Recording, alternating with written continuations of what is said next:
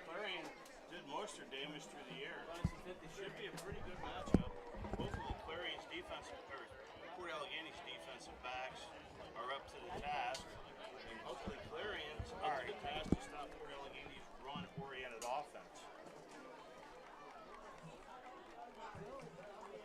I believe we're getting ready to go here. Clarion now onto the field.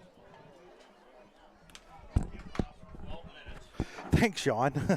We were still working out some of the audio difficulties, but it looked like we have it all worked out here finally, folks.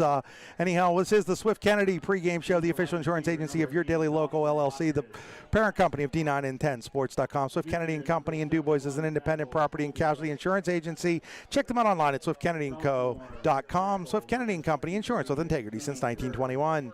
My drive to the game brought to you by the Warren Tire Center. Warren Tire Center, make sure you get to the game in comfort, warrentire.com. The stream is always brought to you by the Computer Guru and Leaper, thecomputerguru.net. It's now time to take a look at our players to watch. All-American Awards and Engraving brings your players to watch. All-American Awards and Engraving can put almost anything and almost everything. Check them out online at allamericanhq.com. Sean, I'll let you take the Port Allegany players to watch. On offense, it's going to run through Drew Evans, and of course, Senior fullback, number 11, Captain Ryan Hummel.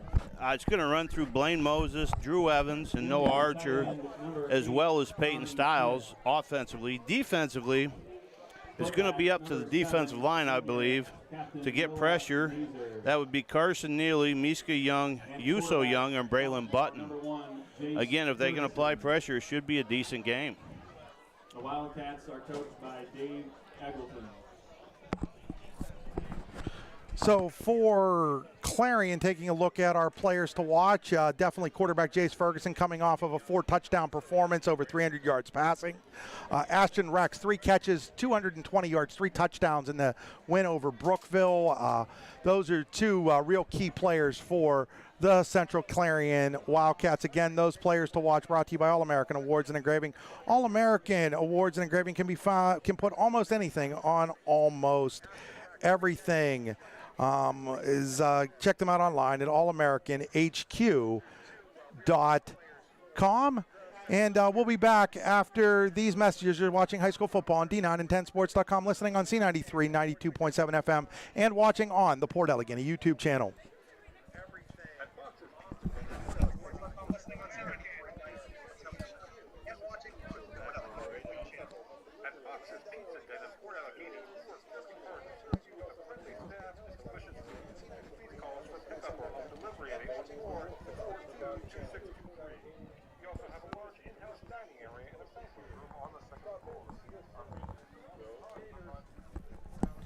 Back here at Port Allegany High School, it's time for our keys to the game, brought to you by the Rehab Center, with 8 locations to serve you, including in Clarion, in Brookville, and in Katanning. Port Allegany graduate Isaac Greeley with the Rehab Center. And Sean, what would be your keys for both of these teams? Clarion needs to stop the run. Definitely needs to stop the run. Port Allegany's got to stop the pass. Hopefully Clarion can get Port Allegany off the field. Port Allegany is going to try to probably do a grind out type offense, you know. Back to the old expression, 3 yards in a cloud of dust. That's what Port Allegany will probably look to do, to try to keep Central Clarion's offensive powerhouse off.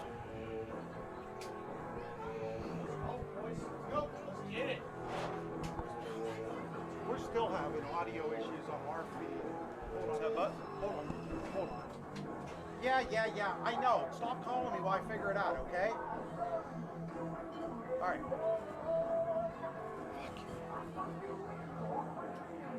thought we were on. I think we were coming through like the computer's voice. Yeah, the computer's thing. I'm not sure if we've got anything on your feed or not. I can get Ian right back here. Ladies and gentlemen, your Port Allegany Bears. All right, we're definitely okay on yours. What the hell?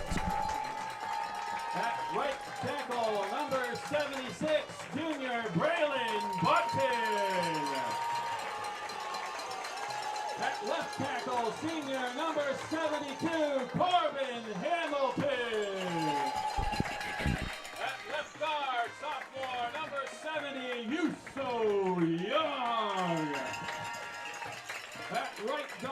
number 64, junior Miska Young. At center, sophomore, number 51, Carson Neely. At wide receiver, freshman, number 22, Aiden Bliss. At running back, senior, number 20, Noah Archer. At running back, number 16, senior, Blaine Moses. At wide receiver, number 6, sophomore, Kelvin Burgess. At wide receiver, number 3, junior, Peyton Stiles. And at quarterback, senior, number 12, Drew Evans.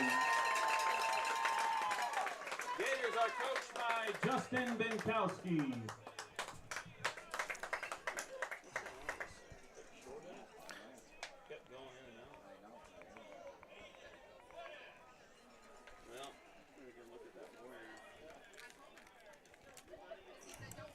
Ladies and gentlemen, please rise and remove your hats for the playing of the national anthem. And please remain standing for the playing of the alma mater.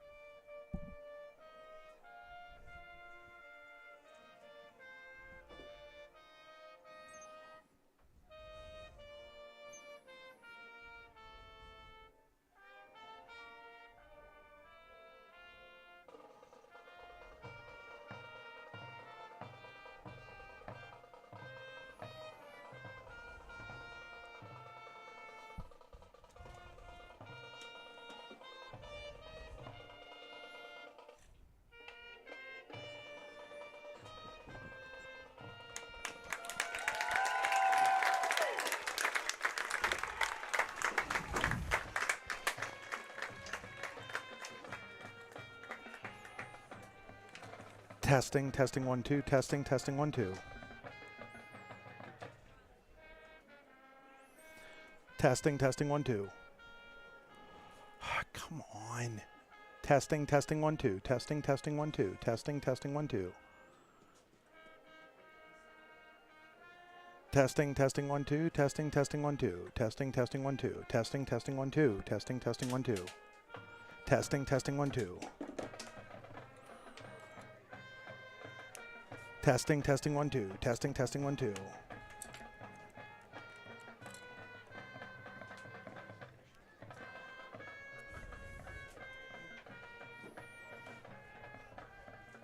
Testing, testing, 1, 2. Testing, testing, 1, 2. Testing, testing, 1, 2. Testing, testing, 1, 2. Testing, testing, 1, 2. Testing, testing, 1, 2. Testing, testing, 1, 2. Testing, testing, 1, 2. Testing, 1, 2. Testing, testing, 1, 2, testing, 1, 2, testing, testing, 1, 2, testing, testing, 1, 2, testing, testing, 1, 2, testing, testing, 1, 2, testing, testing, 1, 2, testing, testing, 1, 2, testing, testing, 1, 2, testing, testing, 1, 2. We're just gonna use the straight port feed. Okay.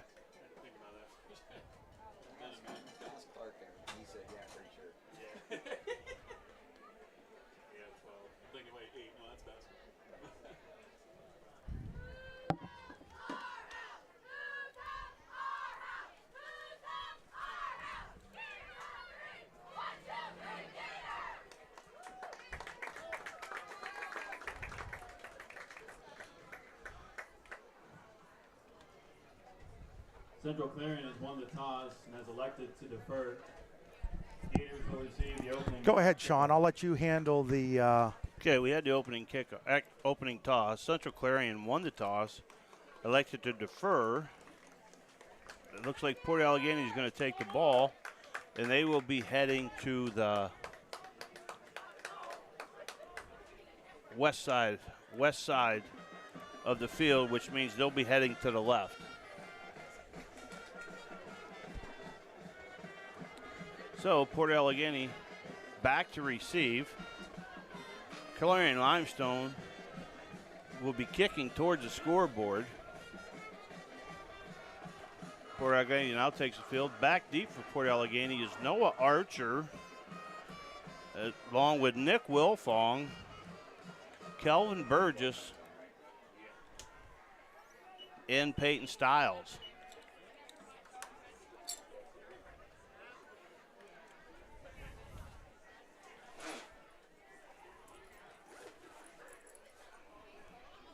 Okay, Clarion breaks the huddle to come out. Set to kick. Kicking for Clarion, it'll be number 10, Thomas Ukert. Ukert. Like the game of Ukert. Thomas Ukert, thank you. Thomas Ukert. Ukert set to kick. For the Gators, Noah Archer.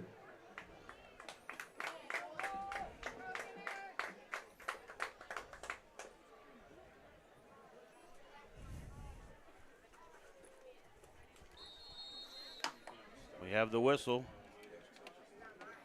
Ukert's kick. Hits it about the 10.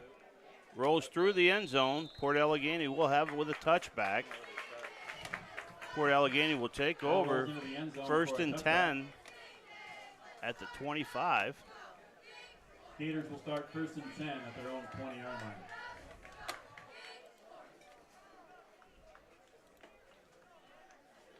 My apologies, it's at the 20. I was thinking of the NFL. Soon to start. Okay, Port Allegany set. Evans under center.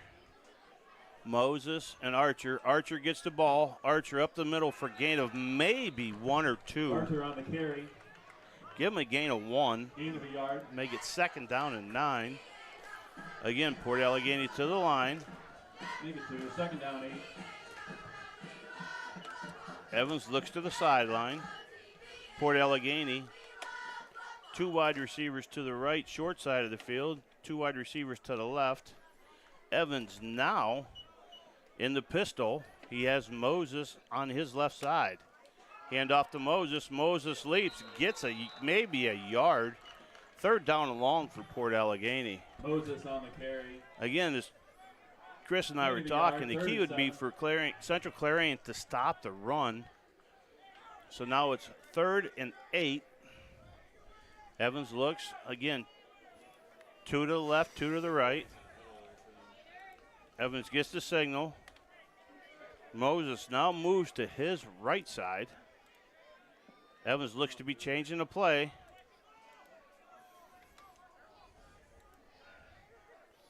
The snap, Evans drops back. He looks pressured.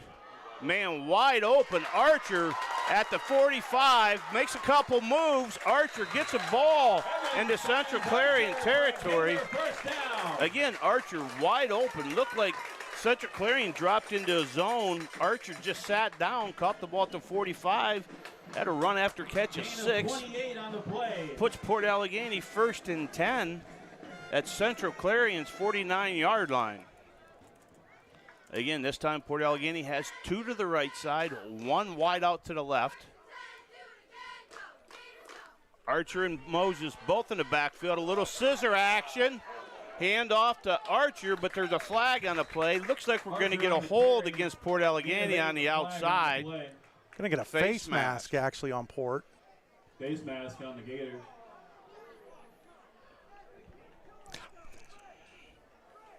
So that penalty is brought to you by Jack Treese, attorney at law in Clarion.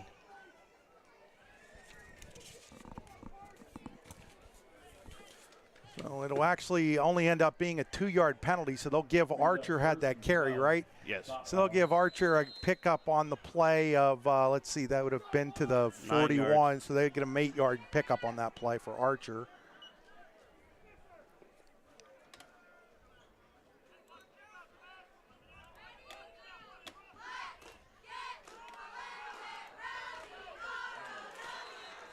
Who was that? That was Archer. That was Archer again for a pickup of 1. Archer cut down in the backfield for a short gain. Win and then a stop for the Wildcats.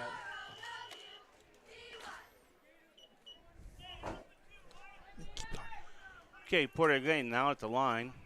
2 to the right, 2 to the left. Second down and 11. Moses to the left side of Evans as Evans is in the shotgun. Snap comes. Evans quickly tries to get the ball out to Peyton Stiles, knocked away. Brings up third down and 11. Brings up third and 11.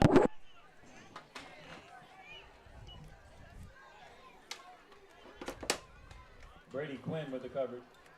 So Brady Quinn was in on that one for Central Clarion.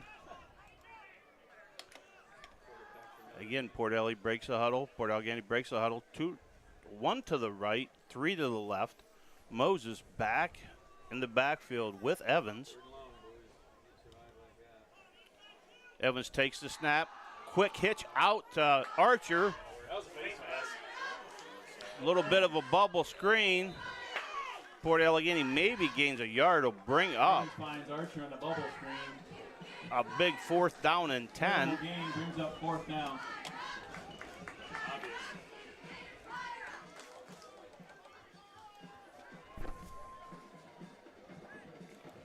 Port Allegany looks to punt. I believe they will because their starting center, Carson Neely, comes out of the game. Back in punt formation for Port Allegany. Punt for the Gators. Number 76, Braylon Button. Back deep for Central Clarion. Hotchkiss and Rex deep for the Wildcats. Rex and Hotchkiss.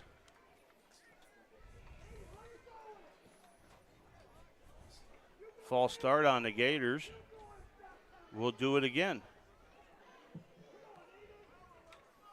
False start on the Gators.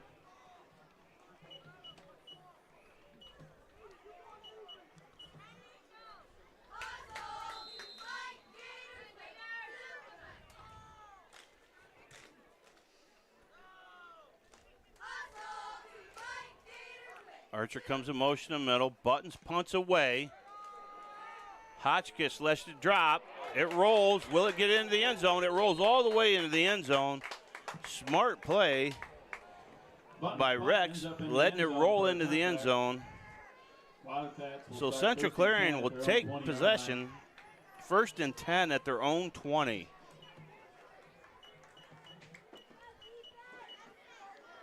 Jace Ferguson, the starting quarterback,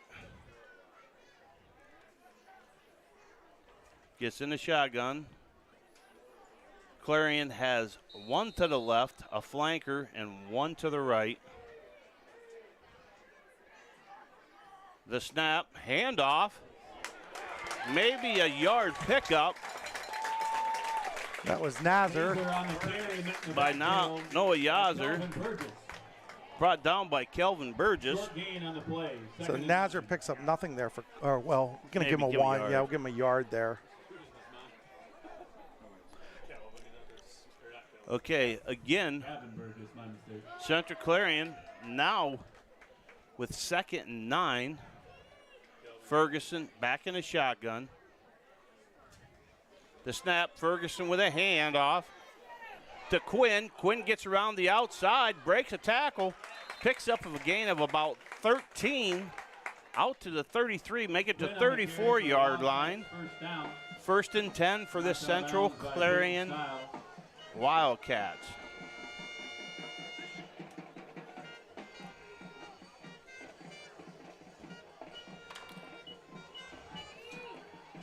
So a pickup of how many there? 12 yards? Yeah, give them 12. Port Allegany look and blitz. Moses steps up to the line. Ferguson checks. The snap, Ferguson drops back. Over the middle, pass a little high through the hands of Ashton Rex. Incomplete. Rex was open, pass just a little bit too high. Rex couldn't pull it down. 2nd down and 10 for Central Clarion. I am going to apologize to Clarion fans. I'm used to calling them Clarion, so if I, if I don't say I'd Central probably Clarion, do that. I'd probably do that a couple times too, to be honest with you. Habits grow. Old habits last long. And it's tough not to say Bobcats. So It is. So here It's we only go. the second year of the Wildcat program like this, so. Ferguson Or third year, I'm sorry. drops back. He's got a man deep. It's Rex overthrown in coverage for Port Allegany, and Noah Archer brings up a third down and 10. Incomplete. Noah Archer in coverage. 3rd and 10.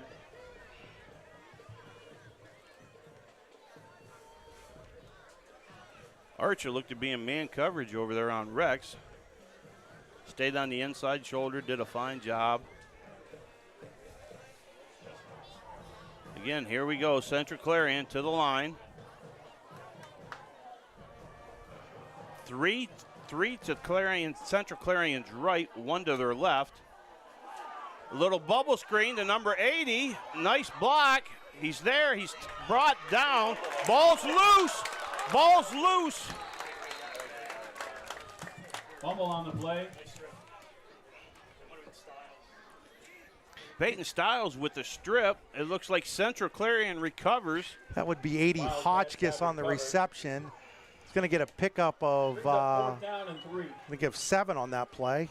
Makes it 4th down and 3 for Central Clarion at their own 40. Central Clarion, Rex drops back to punt. Rex to punt.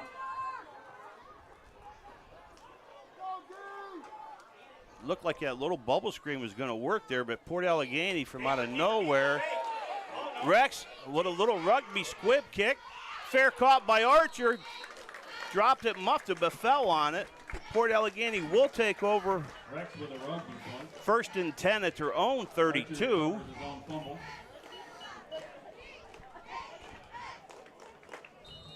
So like we talked about at the beginning of the game, Port Allegany looked to run the ball. Central Clarion looked to have stopped that. Port Allegany with a pass play to make them big yards.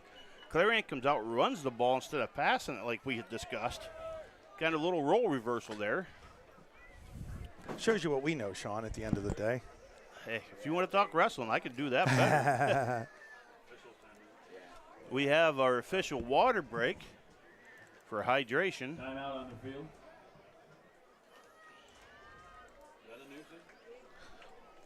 Sean, I'm going to have you read. Okay. Oh, we're sponsored also by Close's Lumber Kickoff and Punt. You never have to kick or punt when you get your building supplies from Close's Lumbers, with locations in Rowlett, PA, and only in New York. Check them out online at closeslumber.com.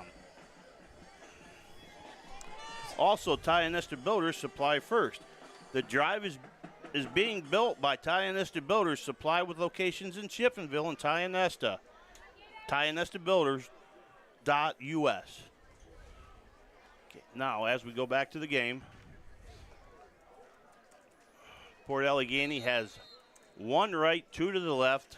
Archer and Moses in the backfield. Pitch to Archer. Archer makes a cut, makes a little juke. Archer picks up about maybe 5. No Archer on the carry. Give him 4. Make it 2nd down and 6. 2nd and 5, 2nd and 5.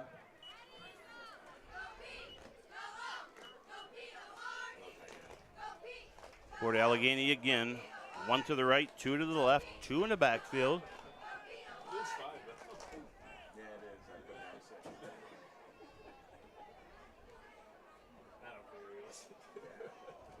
Evans waiting for the snap. Gets the snap. Hand off to Archer again. Archer looks to go to the right side. Gain of about 4. He'll be a yard short. Archer on the right end. Make it 2nd down and make it 3rd down and 1. What happened on 1st down there? Archer for a run of about 5. And then on 2nd down, he gets 4. Correct. Thank you. Sorry, folks, we was working through some technical difficulties here, especially on the D9 and 10 sports side, but I think we've got most of that worked out now, thanks to Sean. And I'm going to have Sean continue here for a moment while I double-check a couple more things here before we're... Okay, here we go. Evans, Balkan out, hand off to Moses. Moses bowls his way Did he get there? It's going to be a close call. I think so. I think he's got that. Where they're marking it, it looks like it's going to be a first down. They give him a first Yeah, down. they're going to give Moses two. That's just his second carry after toting the ball, 29 times last week. Yeah, Port Allegany's pretty, diverse the way they run the ball. They'll run like a series of plays and what works, and then they'll go back to it. So this is like a feeling out. I would say the first 2 drives for Port Allegany. Again, Evans has 1 to the right, 2 to the left. Archer and Moses back in the backfield with him. Fake handoff to Archer. Archer looks to pick up the blitz. Pass short, incomplete for Peyton Stiles. Brings up 2nd down and 10 for the Gators. Clarion had nice pressure there on him as Jimmy Kerr was in on the play, wreaking a little havoc.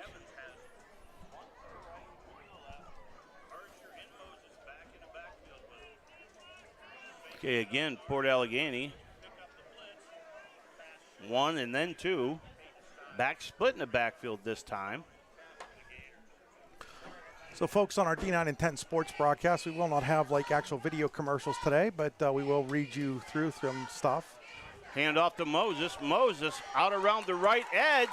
Moses with a gain of maybe 10. Looks like he might have it. They're marking him a little bit short. Moses tackled by Jace Ferguson. Moses with a gain of 9. It's going to bring up a 3rd down and 1. 3rd and 2. Again, Port Allegany. 1 right, 1 left. Stiles goes to right side into the slot. Moses up towards the line of scrimmage. Evans in a pistol with Archer behind him. Snap. Archer brought down for a loss of 2. It'll bring up 3rd down and 3. Backfield for a loss. That is definitely not what they wanted there. No. In on the tackle for the Wildcats. 4th and 3. Well, they go for it here. Think they're going to punt it away? They're going to punt it away. They're changing the center.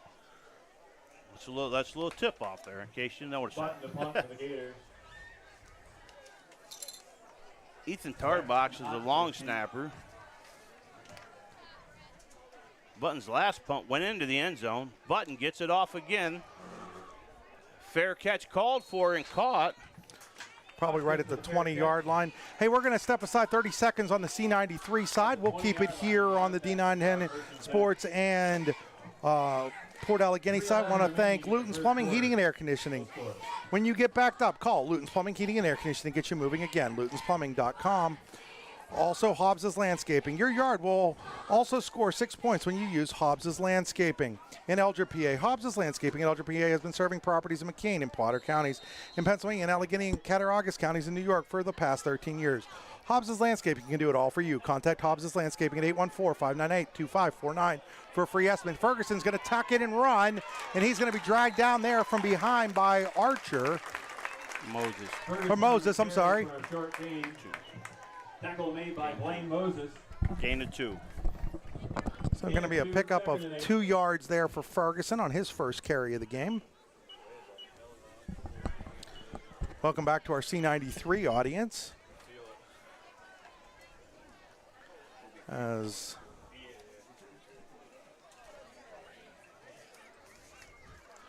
Ferguson will go back under in the shotgun, excuse me. He's going to throw it out there. It's complete out there to Dawson Smale. Dawson Smale's going to be close to the first down. I do think he's going to come up about a yard short here at the 29-yard line. So that'll be a pickup of 7 on the play for Smale. Smale recently over the summer committed to playing baseball at Xavier University. Back playing football after that commitment. So now Clarion will go under center on 3rd and 1, and they try a quarterback sneak, and Jace Ferguson is going to be stopped at the line of scrimmage for no gain on that quarterback sneak. So great job by the Port Allegany defensive line to penetrate there, and it's going to bring up a 4th down and 1, and it looks like the Wildcats are going to punt the ball away. So this punt brought to you by Closest Lumber with locations in Rowlett and Olean, New York. And Sean, I've been mispronouncing roulette for 25 years. It happens. Here's a punter. They're going to keep it. They're going to keep it. They're going to keep it on a fake, and he's going to be short. I am pretty sure that Ashton Rex did not come up with the first down. It's going to depend on the spot. That spot is going to be short. It is going to be Port Allegany football at the Central Clarion 29-yard line. So Davey Eagleton rolls the dice there, and they come up with no bueno for the Wildcats. And Port Allegany has great field position here with 1:15 to play in quarter number 1. Want to remind people that the first quarter is brought to you by the Warren County Visitors Bureau. Looking for something to do? Look no further. There's always something to do in Warren County. Check out wcvb.net/events to see up-to-date happenings in and around Warren County. Tonight's game also being brought to you by Charlie's in Port Allegany. Charlie's is here to specialize in all your grab-and-go foods. Fresh subs, pizza, and sandwich. Stop in and see them on Route 6 in Port Allegany. Who's called that timeout? Central Clarion. Calls timeout. On the C93 broadcast, we'll step away for a minute. We'll stay here and follow up on that. Charlie's. Reed, tell us a little bit about Charlie's there. Charlie's, that's a great place to eat. Laura Philhart does a really good job. Great food. As you can tell, you want to talk to somebody about food, always talk to the guy that's got a little bit of a gut. I do happen to have one, so Charlie's is a good place to eat. So Charlie's is located right there on Route 6 in Port Allegany. You can also call them at 814-642-7110. Today's game also being brought to you by Hunter Station. The weather is still nice, the course is awesome, and the food is even better at Hunter Station Golf Club, just outside of Tenesta, hunterstation.com. Also by Oil Country Crates. Your products are protection, custom-made crates for shipping and beyond, oilcountrycrates.com. Also by the Bruno Iafrito Wrestling Camp. Bruno Iafrito Wrestling Camp, the best wrestling camp you've never heard of. The 20th year of the camp will be held June 19th through the 23rd, 2023 in Port Allegany, PA. Check them out online at teambruno.com. Like them on Facebook, and Sean can tell you all about that a little later on. He's very much involved in Team Bruno and the Bruno Iafrito Wrestling Camp. So out of the gun here, first down and 10. Welcome back to our C93 audience. And that's a handoff to Moses. And he goes forward for maybe a yard or two. We'll see where the final spot is. They're going to put him down at the 28. That's going to be a pickup of 1 for Blaine Moses. Second down, 8. So it'll be second down here. And we'll call it 9 yards. 8.5 maybe is line of scrimmage. Couldn't be the 30 because that would have been a first down for Clarion. So second down and 9 out of the gun. Looking to run with the ball is Evans, and he's going to be drugged down from behind there. That looks like it was number 85, Hayden Heinman on the tackle, and they're going to give him a gain all the way up to the 26-yard line. So pick up of 2 on the play for Evans, his first run of the game. They'll bring up a third down, and we'll call it 6.5 here as this only 12 seconds left on the first quarter clock. I don't know if Port Allegany wants to run a play here. They're just looking it over. They are going to run a play. Final play of the half. Evans looks for the end zone. He's got a receiver there. That was Burgess, but it's a little underthrown, and that'll bring up a fourth down here for the Gators. And that brings an end to our Warren County Visitors Bureau first quarter. On the C93 broadcast, we will be back in a minute and a half. We'll keep it right here on the YDL Sports Network and the Port Allegany broadcast, and I'll let Sean take this next read here. Okay. Also sponsored by Fox's Pizza Den in Port Allegany. At Fox's Pizza Den in Port Allegany, we work hard to serve you with a friendly staff and delicious food. Please call us for a pickup or home delivery at 814-642-2623. We also have a large in-house dining area and a banquet room on the second floor. Our family has been working hard to provide the community of Port Allegany the best service and delicious pizzas for 26 years. Stop in and see us soon. Go Gators.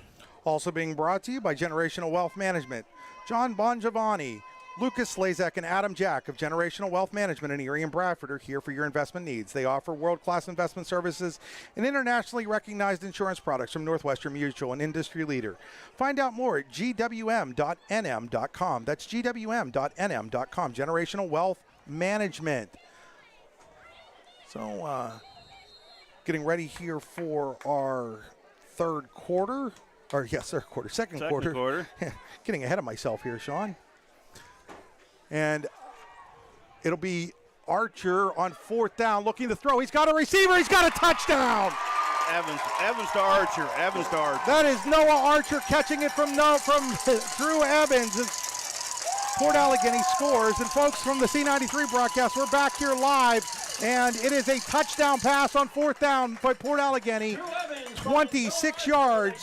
Drew Evans to Noah Archer. So 26-yard touchdown pass at the 11:53 mark. First play of quarter number 2. Port Allegany scores on the 26-yard pass play from Evans to Archer. And now is that Evans going for 2 here. Gators will go for 2. As it comes at the 11:53 mark of quarter number 2. Archer again. And it's Archer again on the 2-point conversion. And it is 8-0 Port Allegany at the 11:53 mark. For our C93 audience, we will take a 30-second break. We'll be back after these messages there. And this game being brought to you by Pizza Hut. We are now entering the Pizza Hut red zone. It's time to order a fresh hot pizza at Pizza Hut, where nobody out-pizzas the Hut. Order online at pizzahut.com. Pizza Huts of Clarion, Brookville, DuBois, St. Mary's, bringing you tonight's football game here on the Port Allegany Sports Network, D910sports.com, C93 FM. As we welcome back the C93 audience here, 8-0 Port Allegany, 7 seconds in to quarter number 2. Second quarter brought to you by Hunter Station Golf Club in Tynesta. The weather's still nice, the course is awesome, and the food is even better at Hunter Station Golf Club just outside of Tynesta. Check them out online at hunterstation.com. So Port Allegany takes advantage of the fake punt that went awry for Clarion. They score on a 4-play, 29-yard drive, 26-yard Drew Evans to Noah Archer touchdown pass. Here's a squib kick. It'll be covered by Clarion's Tommy Smith at the 35-yard line. That's where the Wildcats will take over.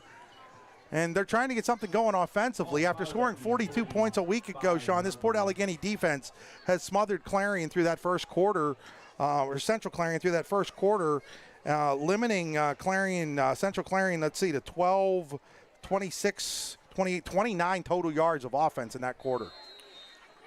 Yeah, the coverage was really good in the secondary, but Central Clarion's still going to look to throw the ball. Central Clarion came out running the ball, then they switched to the throwing game. I still look for him to throw. Ferguson's going to throw it, and it's going to go off the hands, and it's picked off. That ball is picked off by Nick Wolfgang. Wolfgang down the sideline. He's at the 20. He's at the 10. Touchdown, Port Allegany. Nick Wolfgang. Wolfong. Sorry about that, Nick. Nick Wolfong with the pick 6. It went off of the hands of the intended receiver, Hotchkiss, right into Wolfong's hands, and he goes, 35 yards down the sideline there? About 46. So 46 yards for Wilfong. So Wilfong, the 46-yard He's a freshman. Yes, Nick Wilfong's a freshman. But that one was a mistake on Hotchkiss's fault, as it went right through his hands, bounced right off of him, right into the hands of the receiver. And it's 14-0 Port Allegany, as they've scored twice in the first 20 seconds of quarter number 2 here. So Evans will bring them out to try for 2 again. Puts a man in motion. Archer. And now we're going to have a timeout call by Port Allegany. We'll take it with them on our C93 broadcast. We'll be back in 30 seconds. Sean, what did you see here as we stay here on D9 and 10 Sports and Port Allegany Network? Oh, Ferguson made a really nice pass, just went through the receiver's hands. And again, Wilfong in decent position, not to, to make a play for the tackle. Looked up, the ball fell right in his hands, and he took it 46 yards. As he took off down that sideline.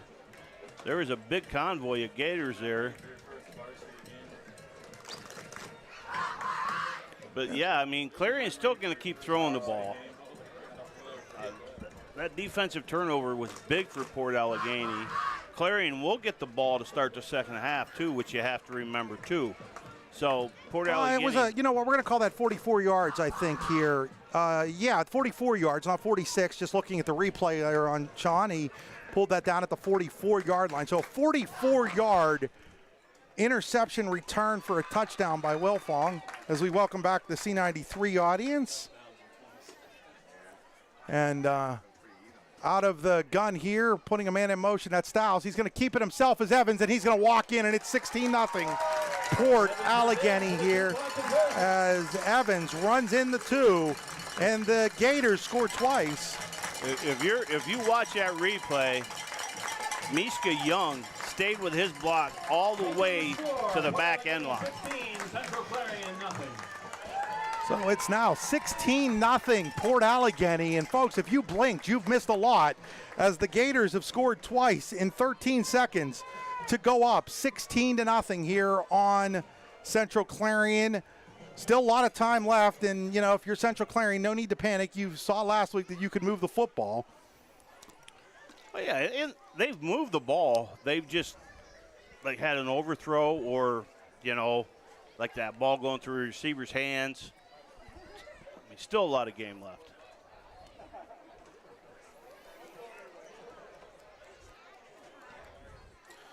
So getting ready to kick off here is Button.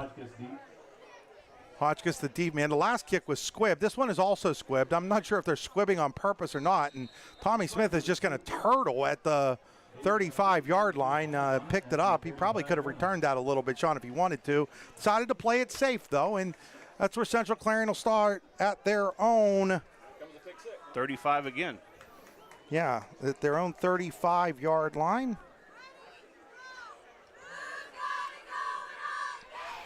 So out of the gun again will be Ferguson. He's going to send Hotchkiss to the near side. We do have a wing in there, and they're going to hand the ball to Connor Kopnitsky, and he goes nowhere. He might have gotten back to the line of scrimmage. For no gain. So they're going to call that no gain. It'll be second down and 10. Neely Moses in on the tackle. Those touchdowns came so fast I didn't even get a chance to say that they're brought to you by Hobbs' Landscaping. I know Hobbs. He'll be all right. Yeah, he'll be all right with that. Second down and 10 for the Wildcats. Ferguson looks to throw, and that throw is nowhere near its intended target. He was under some serious pressure there. That young man turns around. I can tell you who it was. Kelvin Burgess was all over him, and now that brings up a third down and 10 for the Wildcats as things are not going well. The miss on the fake punt opportunity and then the pick six has given Port Allegany this 16-0 lead early here, second quarter. Out of the gun again is Ferguson. Low snap. Rolls to his left. He turns and throws, and he hits Tommy Smith for a 15-yard pickup up to midfield. Good job there. Smith caught that coming out of his break. 15. First down, Central Clarion. So first down for the Wildcats. The 50-yard line. I believe that's just their second first down of the game. As Central Clarion now at midfield. 10:45 on a running second quarter clock. Second quarter again brought to you by Hunter Station Golf Club in Tynesta.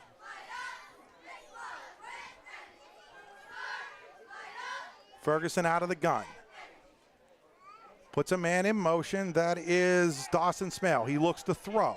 Steps up, has a man down the middle of the field. That's Rex. He turns at the 30. He's breaking free. 10-5, goal line, touchdown. Wildcats, Ashton Rex, 50 yards from Jace Ferguson. And just like that, the Bobcats are on the board, and they trail 16-6. And they are going to, it looks like, send out the extra point team here, as we have our third touchdown of this second quarter, and we're only a minute and 40 seconds in, as that'll be Thomas Euchert to try the extra point. Soccer player Euchert. Kick is up. That kick is perfect. And Central Clarion now trails 16-7 with 10:20 to play here in quarter number 2. For our C93 audience, we will take a 30-second break. I'll let Sean keep it here for our audience. Chris, you and I were talking about we thought we'd have a shootout tonight. Well, the first quarter, the first 12 minutes was kind of boring, like watching paint dry. Then a minute and 40 seconds into the second quarter, we've got 3 scores. Back deep for Port Allegany is Archer. Central Clarion to kick. Yeah, it's been crazy here. Archer deep for the Gators. Want to welcome our C93 staff back here on the YDL Sports Network.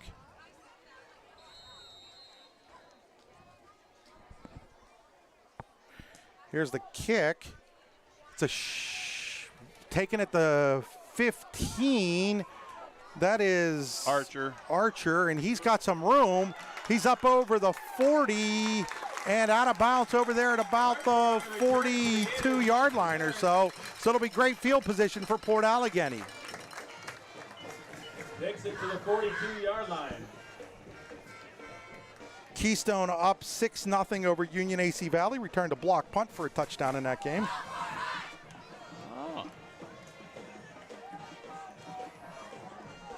Port Allegany be starting at the 41. We really couldn't tell on the far side. They marked them out at the 41. So Evans will break the huddle with trips to the near side. Single receiver to the left. Moses the lone sidecar as he comes out of the gun.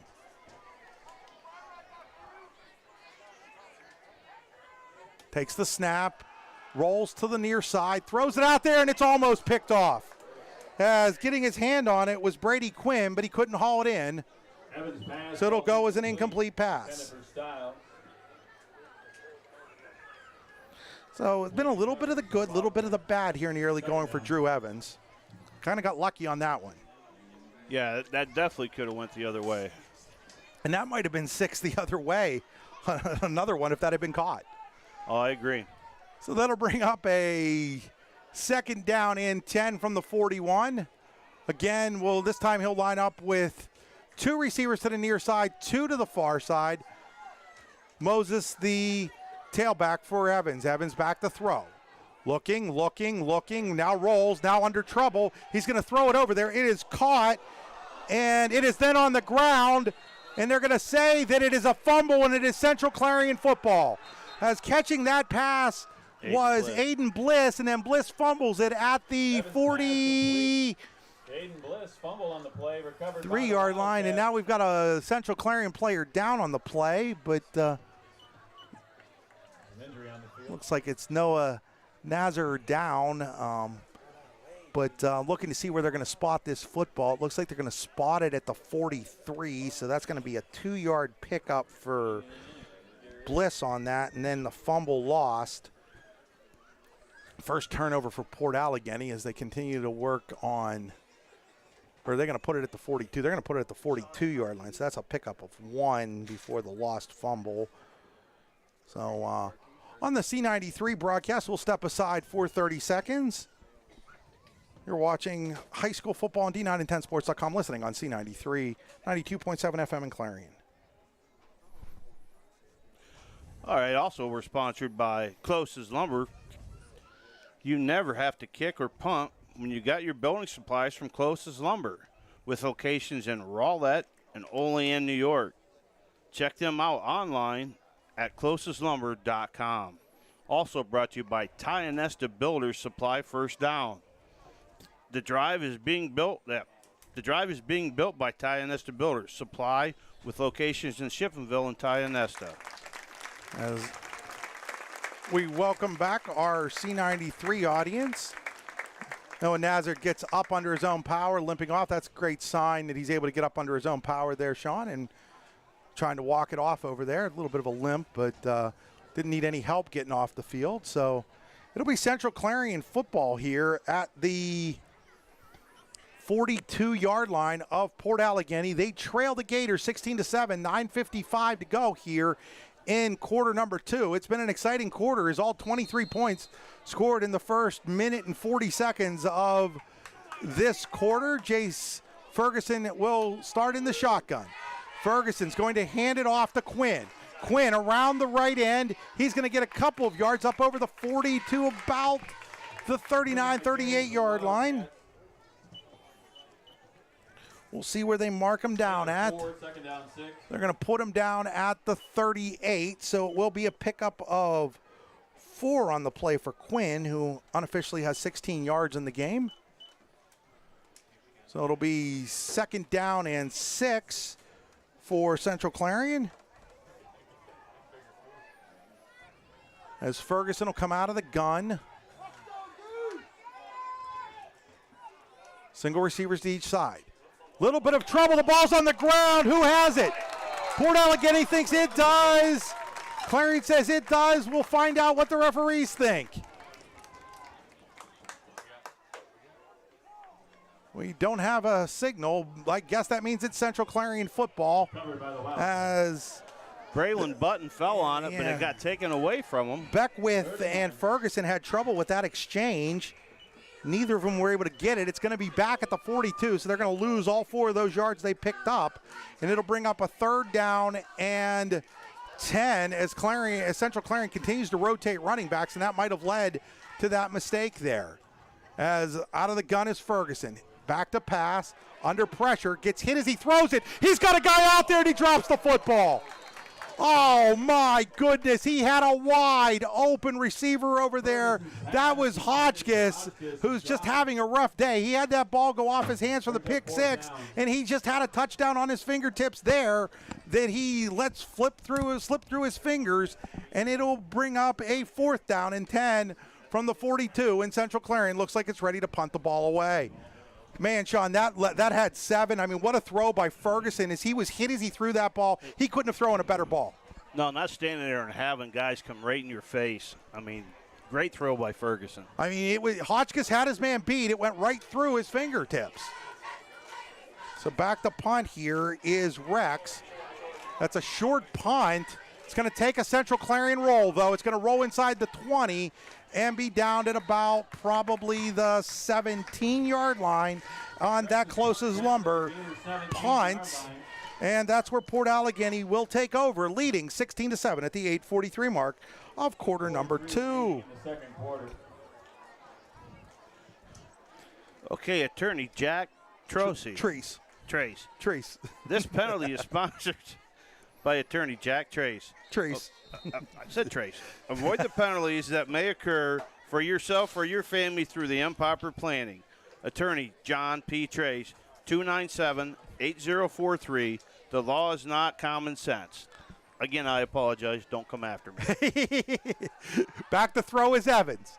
Evans is going to dump it off. That is to Archer. And Archer's going to step out of bounds, and then there's a late hit over here on the near sideline by a Central Clarion player. Late hit on the play. Yeah, getting them out of bounds was Ryan Hummel. Hummel's got to know better, the senior, that once the guy's out of bounds, it doesn't really matter if he's still running like that. You can't hit him. And they're going to mark him out of bounds at the 30, so it's going to be a pickup of 13 on the little dump-off pass there, and then it's plus 15 for the penalty. It's now 69 yards receiving on just 4 catches for Noah Archer. So that's going to put Port Allegany in great field position again out at their own 45-yard line after the late hit on the Wildcats. Ball spotted at the 45-yard line. First and 10, Gators. So first down and 10. Looking around, Elk County Catholic leads Montauk 8-0. Red Bank Valley 12, Karn City 7. St. Mary 7, Ridgeway 0. Cowdy and Bradford were scoreless. Brockway and DuBois scoreless. Cameron County, Smethport scoreless with the last reports that we had there. Now, a couple of those might be a little further along than what's on the scoreboard right now. So down to 5 on the play clock. They're going to get the play off, and it's a handoff to Moses, and he's going to fall forward to about the 48, 49-yard line. We'll see where they mark him down. It's either going to be a pickup of 3 or 4. They're going to say it's going to be a pickup of 3 on the play. So it'll be second down and 7 for the Gators at their own 48-yard line. 8:10 to go here in quarter number 2. 16-7, Port Allegany over Central Clarion. As Evans will be out of the gun again. Again, he'll hand it to Moses. Moses plows his way close to the first down. I think he's going to be about a yard short at the 46-yard line of Clarion, but that'll be a pickup of 6 for Moses on the play, and it'll bring up a third down and a yard for the Gators. So 3rd and 1 for the Gators here, Sean. Again, this is what I expected Port to do, try to just play smash mouth football, control the clock. Kind of surprised by the way they went to the air, but then a pick 6, and so maybe Port will return to the running game. Here's Moses again, and this time he is knocked down from behind. First to hit him was Braylon Beckwith. He's going to be short at the 41-yard line, and now an interesting decision for Justin Binkowski and the Gators. Brings up 4th down. They're going to go for it this time, it looks like, doesn't it? Yep. So they're going to go for it. They're going to put Archer on, or they're going to put Evans under center here. And Central Clarion jumps offside. Central Clarion's Coleman Slater jumps offside. That'll be an automatic first down here on the 5-yard pickup on that penalty. So it'll be first down for Port Allegany. That's what I think they wanted to do, was draw him offside, and that worked. Evans did that like maybe 10 times last year to defenses. Just get up, bark it out, under center, gets them to jump. So first down and 10, Port Allegany at the Central Clarion 41-yard line after the offside penalty on the Wildcats. I don't like that rule in high school football. I think it should be like college in the pros where you can get back. I don't understand why we have a different rule at the high school level that we have at every other level. Here's Evans to throw. He's under trouble. He's going to be wrestled to the ground after maybe a pickup of 2, as getting him from behind Evans with a short gain. was number 63. That is Jimmy Kerr. Again, Clarion with really good pressure. They brought an extra linebacker in. So we'll give Evans 2 on the play to the 39. So he looks over to the sideline. Port Allegany running that where they don't huddle, but they're not necessarily in a hurry. Evans out of the gun. Moses is sidecar, 2 receivers to both sides. He's going to keep it himself, and he's going to have some room over there, and he's going to be inside the 35, real close to the first down, but they're going to say he stepped out at the 33. So it's going to be a pickup of 6 on the play for Evans, and that'll bring up a 3rd down and 2 for Port Allegany on what looked like a read option play. Yeah, again, just we used to call it a 125 option way back when I played. You just read the tailback or the fullback. Quarterback elected to keep it, go around the end. 5:37 to play here in quarter number 2, 16-7, Port Allegany in the lead. Gators driving at the Central Clarion 33-yard line where they face a 3rd down and about 2 out of the gun.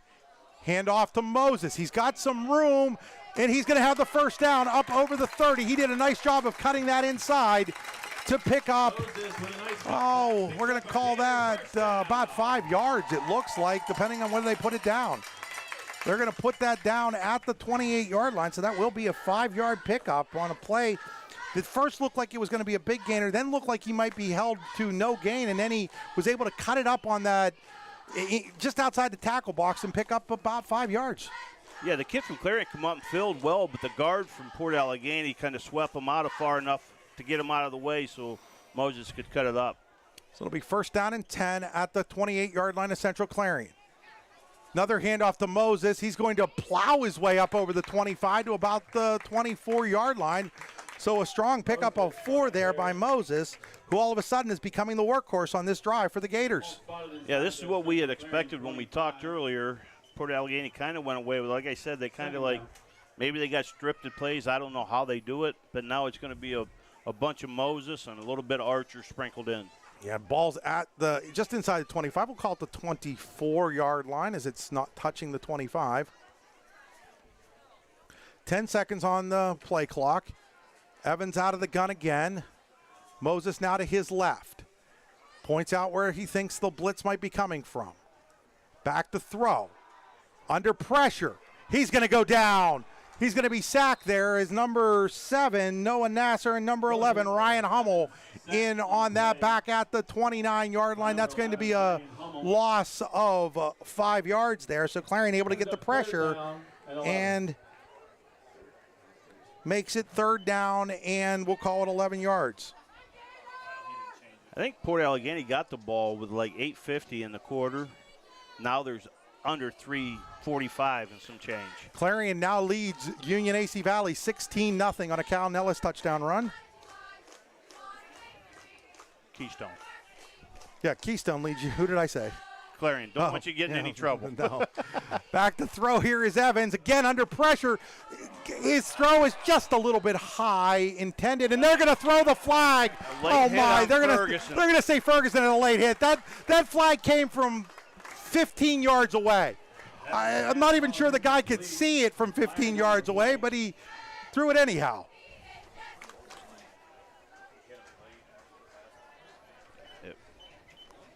It's one of those calls. One of those calls that 15, 20 years ago doesn't get made.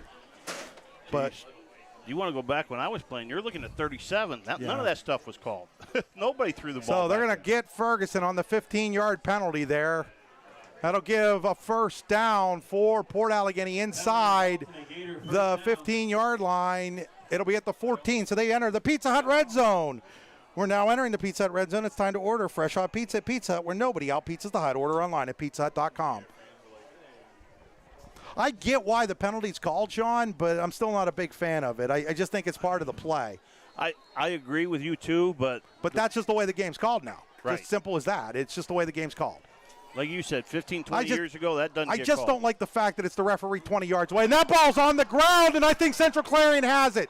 Yes, they Or are they do. going to call it an incomplete pass? Justin Mikowski wants it called an incomplete pass. It was a shuttle.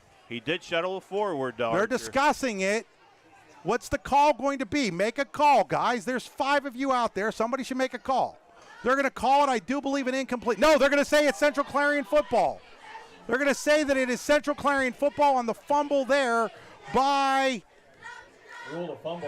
Evans, I guess, and they're going to say he fumbled it. And so Central Clarion football is, we'll see if we can take another look at this and see whether or not that was a forward pass or not. You won't be able to see it on your screen, but you will be able to see it on mine. Oh, my, that was a, hold on, did he ever catch the ball, though? No, that's why. He never caught it. Drew Evans never was able to catch the football, and because he couldn't catch the snap, that's why they were calling it an incomplete pass, a fumble on the play. If he had caught it and then shuffled it, it would have been a fumble because it wouldn't have been a fumble because it would have been a pass. He never caught the snap. He went to catch it and just push it forward, but you've got to actually catch the ball first. And that's what happened there. He did not catch the ball. So it'll be Central Clarion ball at the 15. And we've got flags down, and this is going to be blowing dead on a false start on the Wildcats. It's been a crazy, crazy, crazy half. Quarter of football, I should say. Oh, yeah. We went from, like I said, the first quarter was like watching paint dry. I mean, both teams filling each other out, maybe a total of 50 total yards. So that'll bring up a 1st and 15 at the 10-yard line, Sean. 3:19 to go here in the Hunter Station second quarter. As out of the gun will be Ferguson here. sidecar to his left or right. Looks like it might be Tommy Smith. No, it's number 9 there. That is Kopnowski. Another flag down. It's going to be another folding call on Clarion as Ferguson's going to scramble, and he's hit a little late out of bounds, but they're going to say that's part of the play, and it's going to come back here as Central Clarion, after recovering that fumble, is digging itself a massive hole here with a false start and now a holding penalty.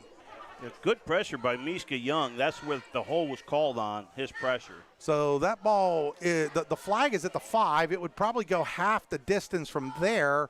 So, yeah, they're going to put that ball down at about the 2-yard line. 1 or 2 yard line. I can't quite tell if that's the 1 or the 2. We're going to call it the 2.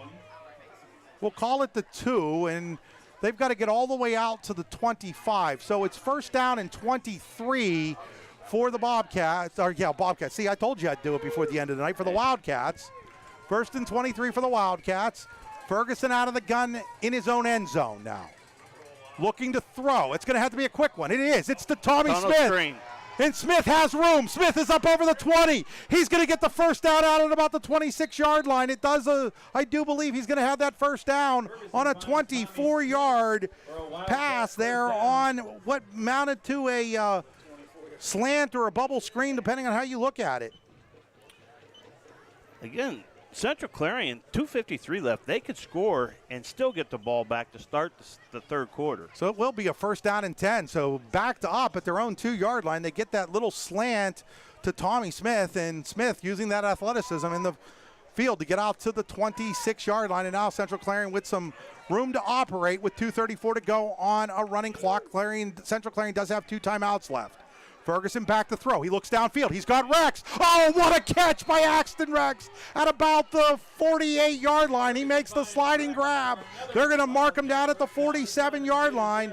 So that goes from, that's a pickup of, they're going to call it down at the 47. So a pickup of 27 on the play by Rex. That was a great catch there, Sean. Oh, yeah, Rex laid right out, made a nice catch. Got to give him credit. So now Central Clarion with 2:08 on a running first half clock. First down and 10 at the Port Allegany 47-yard line. Ferguson out of the gun. Trips to his right, single receiver to the left. Rolls to his right, looks to throw. He throws it high. That ball was intended for Rex, but it was way out of his reach. So that ends a streak of 4 consecutive completions for Jace Ferguson. Second and 10. Today's game being brought to you by Fox's Pizza Den of Port Allegany. At Fox's Pizza Den in Port Allegany, we work hard to serve you with a friendly staff and delicious food. Please call us for pickup or home delivery at 814-642-2623. So that'll bring up a second down and 10. Somehow or other, they managed to lose an entire yard on the respot, Sean. I mean, there's yard marks out there. Come on, guys. I don't know what to tell you. There's no excuse for that. Ferguson looks deep. He's got Rex out there. Rex adjusts, and he can't make the catch. So Rex turning as the ball was a little underthrowing. Underthrowing, it actually gave him an opportunity to turn around and catch the ball, but couldn't make the catch. Let's see, now where are they going to mark the football? Now we're going to mark it back at the 48. So now we're back to where it belongs. Even Steven, now we're good. I mean, I understand on a field that doesn't have hash marks. This field has hash marks. I'm just saying. Like that stuff is stuff you and I could do. We don't need to know the rules to do that, right? I don't think I can run up and down the field. No, anymore. I couldn't run up and down the field either. I agree with you on that one. So it'll be third down and 10 here from the 48-yard line of Port Allegany. Back to pass is Ferguson. He's going to throw it deep again. Over there and not able to make the catch. And now we've got a late flag from, again, 30 yards down the field. That flag was thrown as Mason Burford turned around to make the catch. I'm not sure what we're going to call here. That ball didn't really look like it was catchable. There's a flag back here, and too. We have another flag at the line of scrimmage. So we'll see what these 2 flags are. As I know one person who could sort this out for us. It's attorney Jack Treese in Clarion. Avoid penalties that may occur for yourself or your family through improper planning. Attorney John Treese, 814-297-8043. The law is not common sense. But a hold on the Wild. So there was a holding call on Central Clarion and a pass interference on Port Allegany. They'll negate the play, so it'll be 3rd and 10 again for Central Clarion at the 48-yard line. 1:38 to play here in the first half, what has now become a long second quarter. Yeah, and one thing about it, too, and this is kind of going around all over the place, we only have 5 officials for tonight's game. We used to have 6 at times, playoff game 7. There's just no officials. Out of the gun is Ferguson, looks to throw. He throws, he's got a man. That is Dawson Smale with a first down up over the 40 to the 36-yard line. That'll be a 12-yard gain for Dawson Smale. So Smale picks up 12 on his second catch of the night. Central Clarion coming to the line, looking over to get the play from head coach and offensive coordinator Davey Ferguson. They're at the 36, down to 1:22 on a rolling first half clock. 1st and 10 at the 36-yard line of Port Allegany. Out of the gun again is Ferguson. He'll take the snap. Looks to throw. Throws it over to that side. That is Burford. It goes right through his arms. So the freshman, Mason Burford, can't pull that one in, and it'll bring up 2nd down and 10 from the 36. That's probably maybe the 4th or 5th pass that went through a receiver's hands today. Ferguson putting the ball where it needs to be. They're looking like Penn State did last night. I don't talk about Penn State.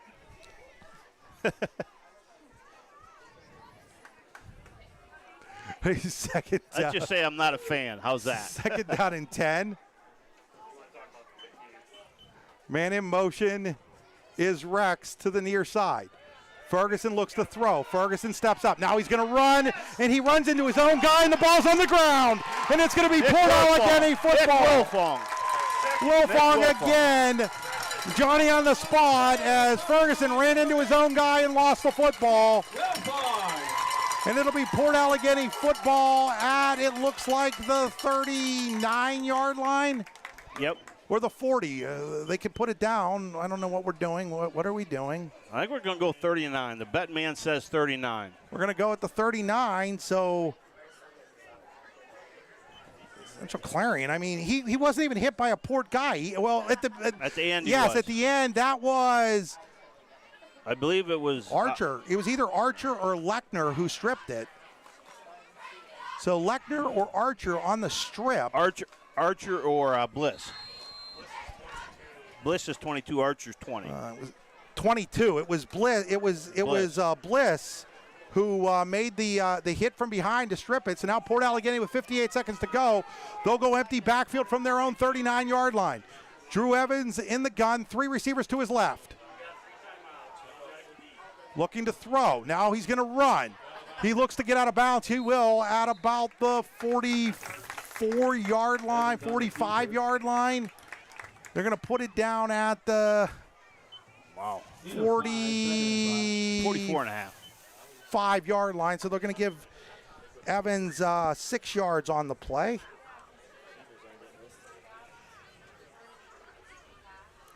So that'll bring up a 2nd down and 5.5, we'll call it. We'll call it 4. 2nd down and 4 at the 45. So now they'll go with a single back alongside of Evans, 2 receivers to each side. Evans looks to throw, puts it in the air. He's got a receiver, that's Stiles. He's knocked out of bounds at about the Central Clarion 47-yard line. That'll be enough for the first down. That'll be an 8-yard pickup.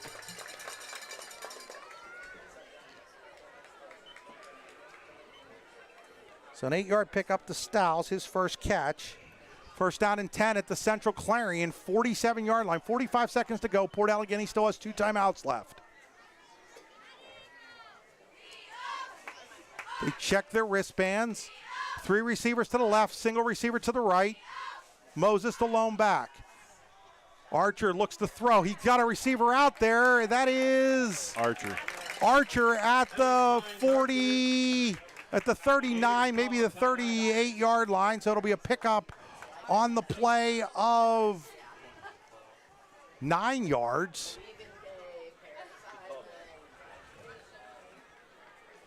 Port Allegany with a timeout. We'll take a 30-second timeout on the C93 network. You're watching high school football on D9and10sports.com, listening to on C93 FM. This quick break sponsored by Hobbs Landscaping. Your yard will also score 6 points when you use Hobbs Landscaping in Elder, PA. Hobbs Landscaping in Elder, PA has been serving properties in McKean and Potter County in Pennsylvania and Allegany and Cattaraugus counties in New York for the past 13 years. Hobbs Landscaping can do it all for you. Contact Hobbs Landscaping at 814-598-2549 for a free estimate. Hobbs Landscaping. Want to welcome back the C93 audience, as it'll be second down, and we'll call it 1 here for Port Allegany at the Central Clarion 39-yard line, 38.5 maybe. 37 seconds to go here. Port Allegany still has 1 timeout left. They lead 16-7. And second quarter that's taken all night. And the first quarter, the clock just ran and ran and ran. So out of the gun is Evans. 3 receivers to the near side, 1 to the far side. Looks to throw, stepping up, looking. He has a receiver over there. Archer. And out of bounds at the 30-yard line is Noah Archer on the 9-yard pickup. Archer has been the main receiver. He's got 6 catches for 87 yards now. That'll be a first down and 10 at the 30. There's still 30 seconds to go in the half. Now, Port Allegany, not much of a field goal kicking team, so they're looking touchdown here. They're going to go trips to the left, single receiver to the right.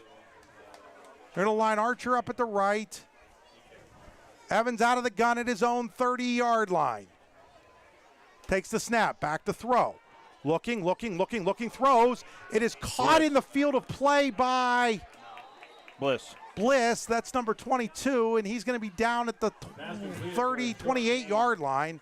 So that's going to be a pickup of 3rd and final timeout. 2 on the play.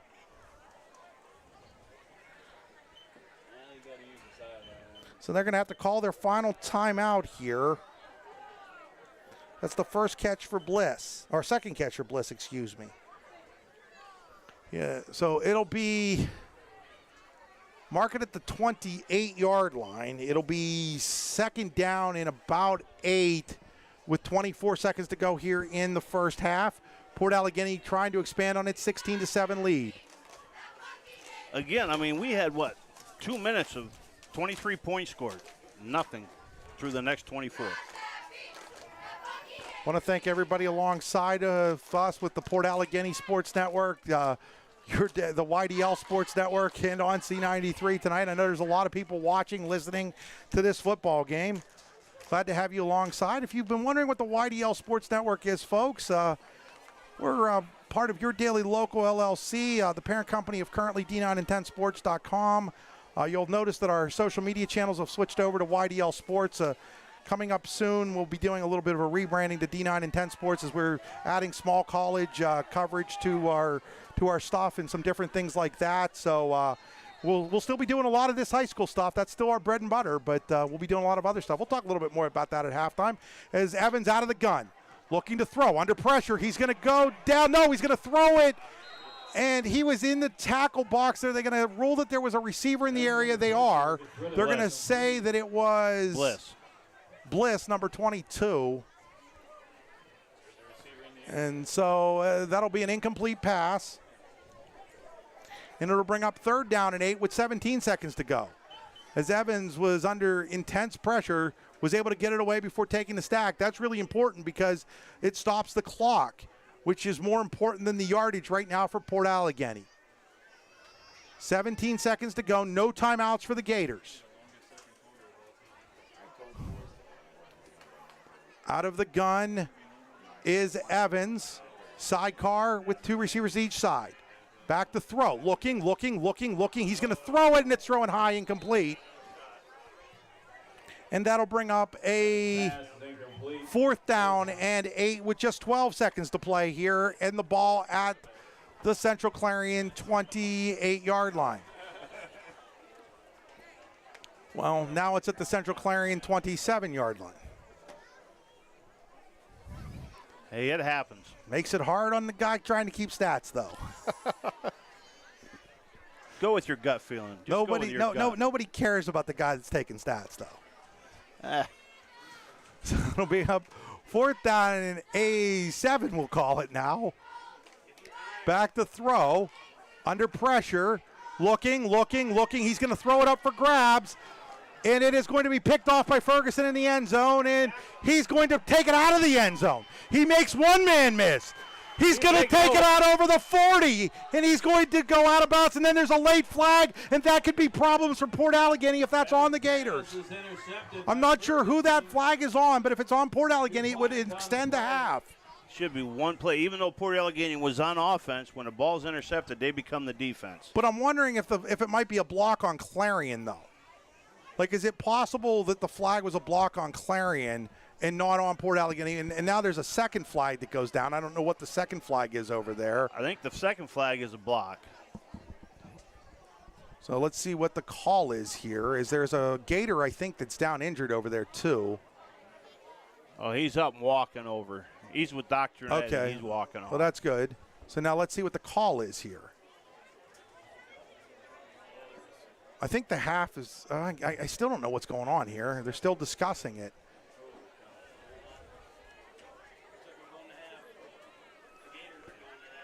Yeah, Port Allegany's going to the half. Must be both offsetting penalties, so the play's done. Let's find out. They are going to call the penalties here. We will hold here and see what those calls are. We've got a dead ball, unsportsmanlike conduct, targeting, a hit to the head. I don't understand why that ends the half or who it was on.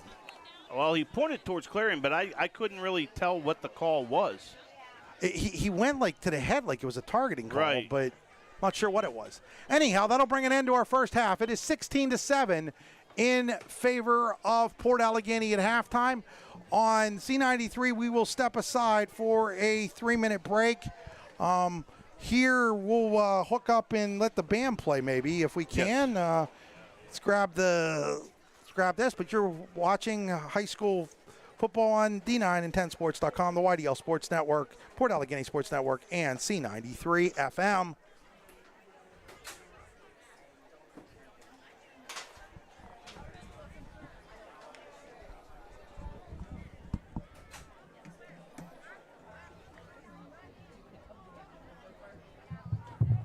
So we'll wait here as is this the Clarion band coming on right now? This looks like.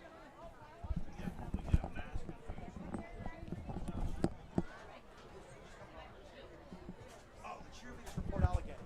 The youth cheerleaders. The youth cheerleaders from Port Allegany will be our first thing here, Sean, as I was just trying to follow what was going on here. They're waiting for me to say it was okay. Marching band takes the field. We have a special cheer event. Hey, when you're here, Chris, you're like the big man on campus, buddy. So we'll turn it over to the public address system so that you can see the post-game ceremony, or the halftime ceremony. We will start by announcing our varsity high school cheerleaders, coached by Terry Austin. Stephanie Alcott, Willow Babcock, Alexis Bennett, Kaylin Bonowitz, Riley Coopersmith, Trinity Hamilton, Savannah Hart, Kaylee Lloyd, Jeanette Nichols, Sierra Peters, Avery Redmond, Sarah Rothermel, Kaya Yenser, and now for the junior high, also coached by Terry Austin.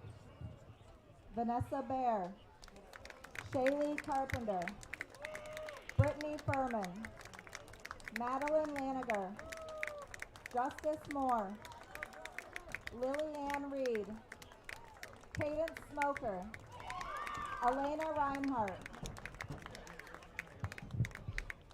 And for the youth pony cheerleaders, coaches Dixie Gay, Mandy Glasgow, and Trisha Curran. We have Ella Amol, Ava Bachman, Evelyn Barber, Sophia Benkowski, Bria Philhart, Clover Gay, Lila Glasgow, Elena Hendershot, Terry Lynn Latin, Jaden Mahan, Alyssa Stuckey, Cadence Stuckey, and Shanna Weimer. And now for the Pee Wee cheerleaders.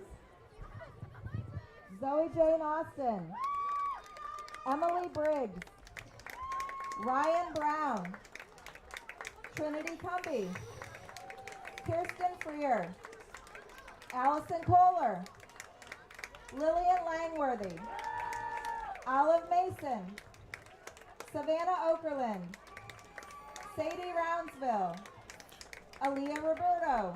Welcome back to the C93 audience. We're going to pause here as you listen to the cheerleaders, the youth cheerleaders from Port Allegany being introduced here.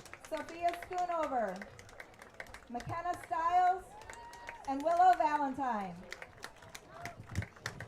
Okay, we're asking crowd for your full participation during the next 2 cheers. The cheerleaders have been practicing for the last few weeks to make this a lot of fun. So they're going to do a cheer here, folks. For those of you watching, you're going to see it. For those of you listening on the radio, we're going to let you hear it.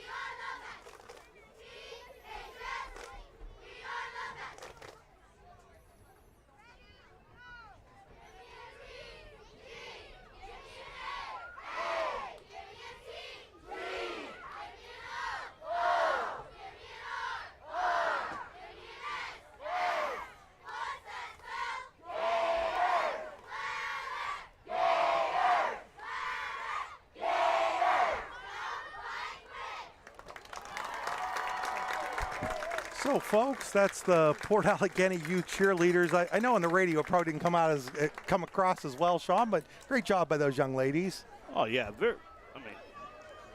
I've never seen this before in youth cheerleading. No, that was pretty impressive there. Is for those who could watch it. Again, I realize for the C93 audience, they're like, why are you guys promoting Port Allegany here in Clarion? But remember, we are at Port Allegany tonight, and we're sharing a feed with the Gators here, folks, back home in Clarion. Is we'll let you listen in on the Clarion Central, the Clarion High School marching band. We'll let the folks back in Clarion hear a couple songs before we go to another break here, Sean. At least 1 or 2 songs. Hopefully it comes across the radio okay. Not sure how that's going to work on the radio. I guess we're going to find out, right? Hey, one thing about it today, I got to give you credit. You adjusted on the fly, did a fine job, Chris. Our halftime show this year. You could captain the ship on any time. The Clarion Band under the direction of Sarah Dawson. And here you go for your Clarion High School Marching Band. Spider-Man. Their theme, it sounds like, is Spider-Man this year.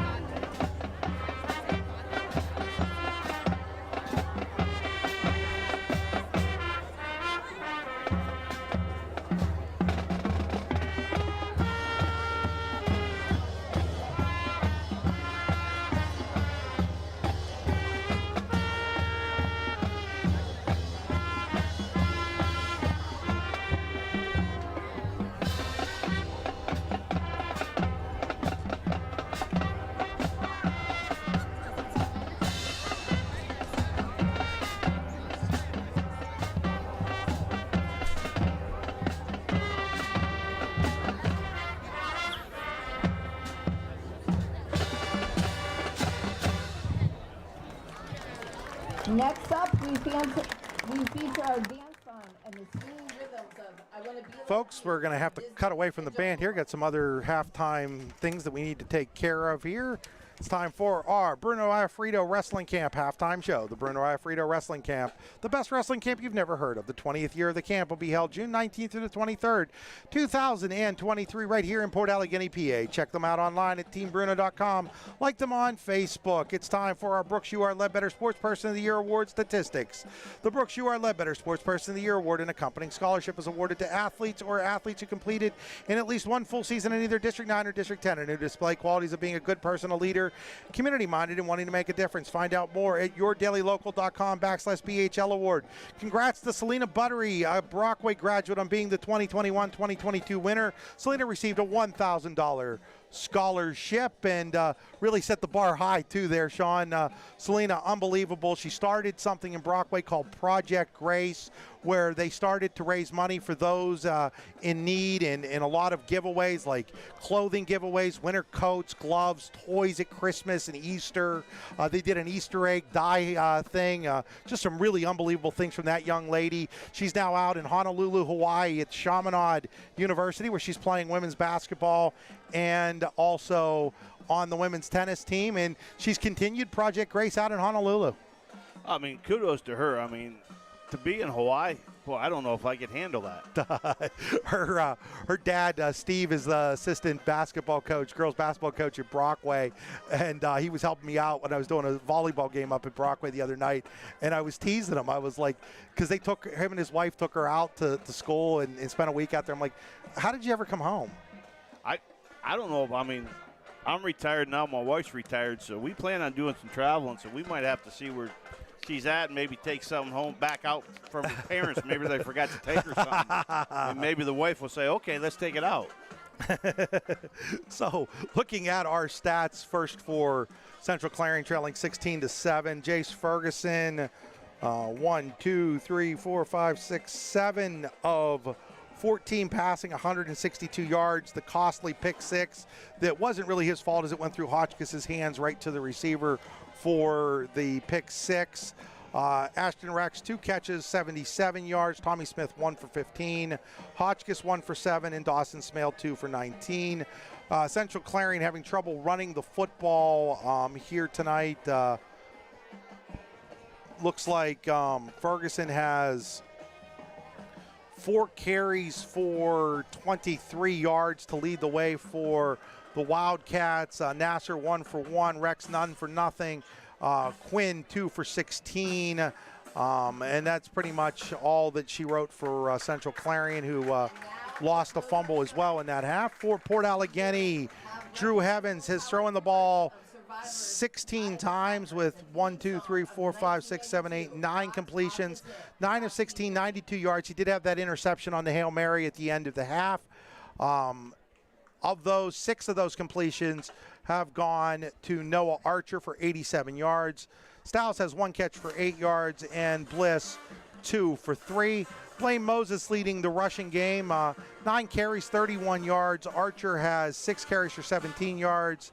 And Evans has 6 carries for 10 yards on the afternoon or evening, I should say. And those are your Brooks U. R. Ledbetter Sportsperson of the Year Award statistics. We'll be back for our C93 audience in 2.5 minutes. You're watching high school football on D9and10sports.com, part of the YDL Sports Network on the Sports Allegany YouTube channel and listening on C93 92.7 FM in Clarion. So today's game being brought to you by Pizza Hut. Pizza Hut. It's time to order a fresh hot pizza at Pizza Hut, where nobody out pizzas the Hut. Check them out online at pizzahut.com.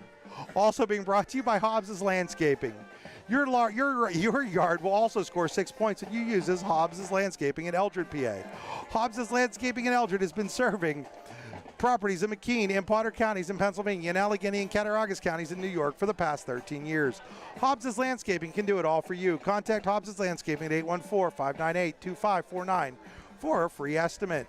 Also by SFPC and Prime Time USA, Specialty Fabrication and Powder Coating, and Primetime Fitness USA are both companies that are family owned and operated out of Franklin, PA. SFPC is actively seeking new talent and has openings at its 2 plants in Venango County. Find out more at sfpc.com/careers. By Luton's Plumbing, Heating, and Air Conditioning. When you get backed up, call Luton's Plumbing, Heating, and Air Conditioning on River Hill and Clarion, just down from the stadium, to get you moving again. LutonsPlumbing.com. By Tenesta Builder Supply. Tenesta Builder Supply has locations in both Shippenville and Tenesta, and they are a full home improvement center. Check them out online at tenestabuilders.us. And hey, if you're up north here, you want to go to Closest Lumber for all your building supply needs, you never have to kick or punt when you get building supplies from Closest Lumber, with locations in Rowlett and Olean, New York. Check them out online at closestlumber.com. Also being brought to you by Fox's Pizza Den of Port Allegany. At Fox's Pizza Den in Port Allegany, they work hard to serve you with a friendly staff and delicious food. Please call Fox's Pizza Den in Port Allegany for pickup or home delivery at 814-642-2623. They also have a large in-house dining area and a banquet room on the 2nd floor. Their family has been working hard to provide the community of Port Allegany with the best service and delicious pizza for 26 years. Stop in and see them soon. Go Gators! Also by Charlie's in Port Allegany. Charlie's is here to specialize in all your grab-and-go foods. Fresh subs, pizza, and sandwiches. Stop in and see them or give them a call at 814-642-7110. Charlie's on Route 6 in Port Allegany. Also by Oil Country Crates. Your products are protection. Custom-made crates for shipping and beyond. That is oilcountrycrates.com. Corey McGill at Oil Country Crates will take care of any of your big shipping needs, and they have all the appropriate stamps. Hey, we want to welcome back in here our C93 audience. We're at halftime in Port Allegany, and we are going to tune in the Port Allegany Gator Marching Band for one of their songs, like we did for the Central Clarion Band. Here is the Port Allegany Marching Band.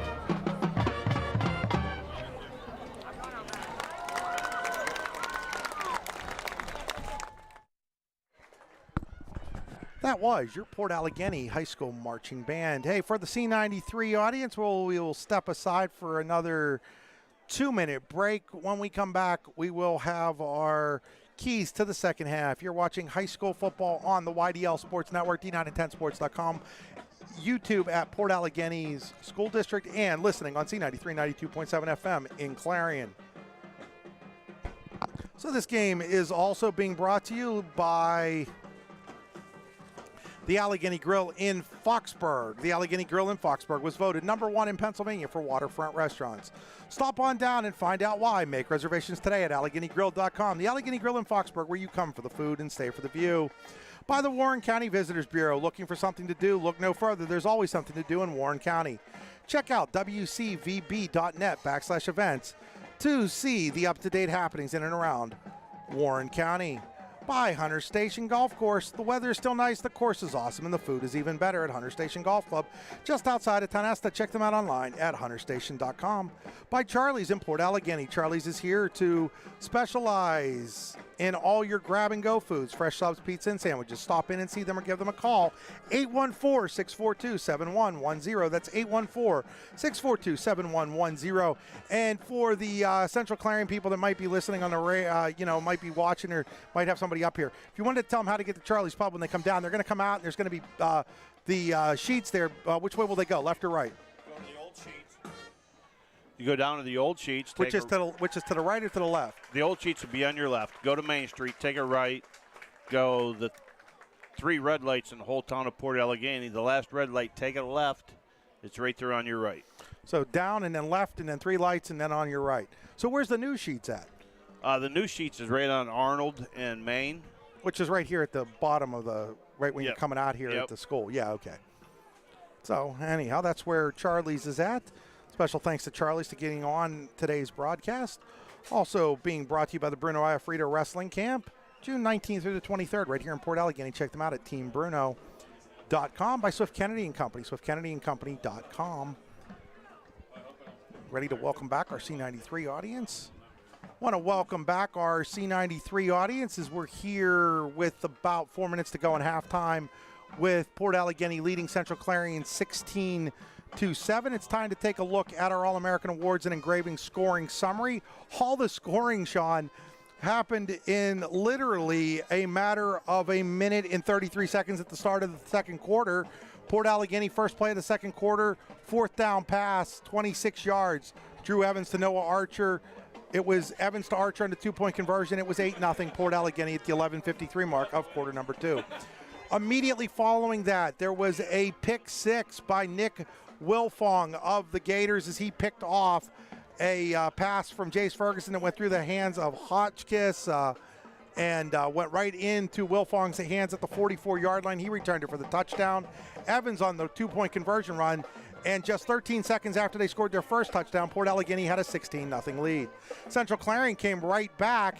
Jace Ferguson, 50-yard touchdown pass to Ashton Rex. It was Rex's 3rd touchdown catch of the season already. Euchre's extra point made it 16-7 with 10:20 to play in the second quarter. And that was all of our scoring in that quarter. Well, both offenses can score quick, and we saw that. Like I said, 23 points in less than 2 minutes. I mean, Central Clarion will get the ball to start the second half. Anxious to see if they start to put the ball in the air. You had mentioned about the Ferguson kid being 7 for 14, I believe. He probably had 4 drops, so he could very well be 11 for 14. Let's take a look here at our scoreboard. Scoreboard brought to you by Swift Kennedy and Company, swiftkennedyandco.com. It's the Pizza Hut scoreboard on D9and10sports.com. Live scoreboard, folks. You can hop on over and check out all the scores right there on D9and10sports.com. And as we're going to take a look here in a moment at that scoreboard, Nick Rukavina back in Johnstown, PA, actually running the scoreboard for us. So able to run it remotely for us right now is Nick. And looking at that scoreboard, late in the second quarter, it was Kerwinsville and Juniata Valley tied at 8.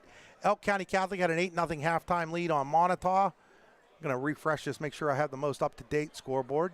Punxsutawney 22, Kane 8 at the half. Punxsutawney showing some early season ability to put some points up on the board. Red Bank Valley 12, Karn City 7 at halftime. Keystone 22, Union AC Valley, nothing at the half. St. Mary's 7, Ridgeway 6 at the half. Coudersport 16, Bradford 6 at the half. Bradford trying to end a long losing streak there. DuBois trails Brockway now 14-12 in the third quarter.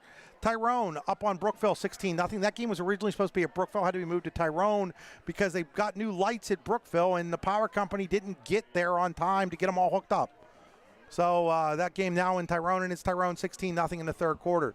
Smethport leading Cameron County 8-6 in the third quarter. So the Hubbers trying to bounce back after a tough loss last week to Red Bank Valley. Bald Eagle area was leading Clearfield 3-0 late in the second quarter. Tim Janoko, third chance at win number 300 for the Bison. Looking over in District 10, Eisenhower leads Cambridge Springs 20-7 in the third quarter. Union City all over Kennedy Catholic 20-0 at halftime. Maplewood 20, Iroquois 14 at the half. Reynolds 18, Mercer nothing in the third quarter. Slippery Rock 21, Mercier's Prep 12 in the second quarter. Grove City 20-0 over Northwestern at halftime. Seneca 21, Conneaut nothing in the third quarter. Greenville 7, Wilmington nothing at the half. Hickory all over Franklin 27-3 at halftime. Sharon destroying Warren 36-0 in the second quarter. Sharpsville 27, Titusville 7 at the half. Meadville all over Butler 21-0 at halftime. Fairview 20, Harbor Creek 7 in the third quarter. General McLean 18, Fort LaBeouf 7 at the half. St. Joseph's New York 27, Erie High School 7 at the half. Bennett New York 14, McDowell 13 in the second quarter. Last night in District 10, it was Cathedral Prep 22, Clarkson North Canada 17, Lakeview 35, Sagertown 15, Oil City all over Corey 55-6. Ethan Knox 7 touchdowns, 403 yards rushing in that game for the Oilers. Girard 31, Northeast 14. So those are your scores. Again, you can hop on over to d9and10sports.com and get your up-to-date scores all night long. We encourage that you do so. Also, folks, don't forget, we've got the post-game show coming up, the Generational Wealth Management post-game extra point show with Jared Bakaiza. This week, we've tweaked it a little bit. It's going to start at 10 o'clock. Last week, we tried it at 9:30, found out that was a little too early. We're going to push it back, 10 o'clock. Interviews from around both District 9 and District 10 with a lot of kids. So you're going to want to hop on there with Jared Bakaiza starting at 10 p.m. You can pick that up on d9and10sports.com as well as all of our social media channels. And it's now time for Sean's Keys to the second half, brought to you by the Rehab Center with 8 locations to serve you, including in Clarion, Brookville, and Katanning, and the famous Port Allegany graduate Isaac Greeley, one of the partners in the Rehab Center. The keys, Port Allegany is going to have to try to keep Central Clarion off the field. I look for Port Allegany to come out and try to run the ball. Time of possession, they've got a 9-point lead. Central Clarion will receive the first half kickoff. So hopefully, second half kickoff, you meant? Sorry, it was a long second quarter. It was. It might be the longest I've ever been around. So what we have here is Port Allegany's. The penalty must have been against Clarion. Yeah, because Port Allegany is going to kick off from the Central 45. Clarion 40. You know what? If you're Port Allegany, do you try an onside kick here? I think I would. There's nothing that would be negative in trying an onside kick here. No, every time you squibbed it, yeah, they've had the ball at the 35. Yeah, they've been having the ball at 35 anyhow, so just kick it onside. 45. So they're going to kick it off. So that 15-yard penalty at the end of the half on Central Clarion, and kicking off on the 45, it'll be the kick comes, and they're going to kick it deep. And it's going to be taken at the 5. At the 5. That is over there. It looks like that's number 80. That's Hotchkiss. He gets around in. He's got some room. Hotchkiss is at the 50, the 40, the 30, the 25, the 20, the 10, the goal line. Touchdown. Clarion. Hotchkiss goes probably 98, 99 yards to score on the opening kickoff of the second half. We'll take a look to see exactly how far Dawson Hotchkiss took that. Port Allegany elected to kick it deep. That became a mistake. Hotchkiss took that at about the 5. We'll call that a 95-yard kickoff return for Dawson Hotchkiss. Unbelievable. Broke one tackle and had the whole outside. This game has just been nuts. Dawson Hotchkiss, I'm pretty sure that was Hotchkiss. That was 80, right? Yeah, that was 80. That was Dawson Hotchkiss. So Euchert to attempt the extra point to get Clarion within 2. Snap, kick, hold by Tommy Smith. That kick is good, and it's 16-14 as Central Clarion scores on the opening kickoff of the second half on a 95-yard kickoff return by Dawson Hotchkiss.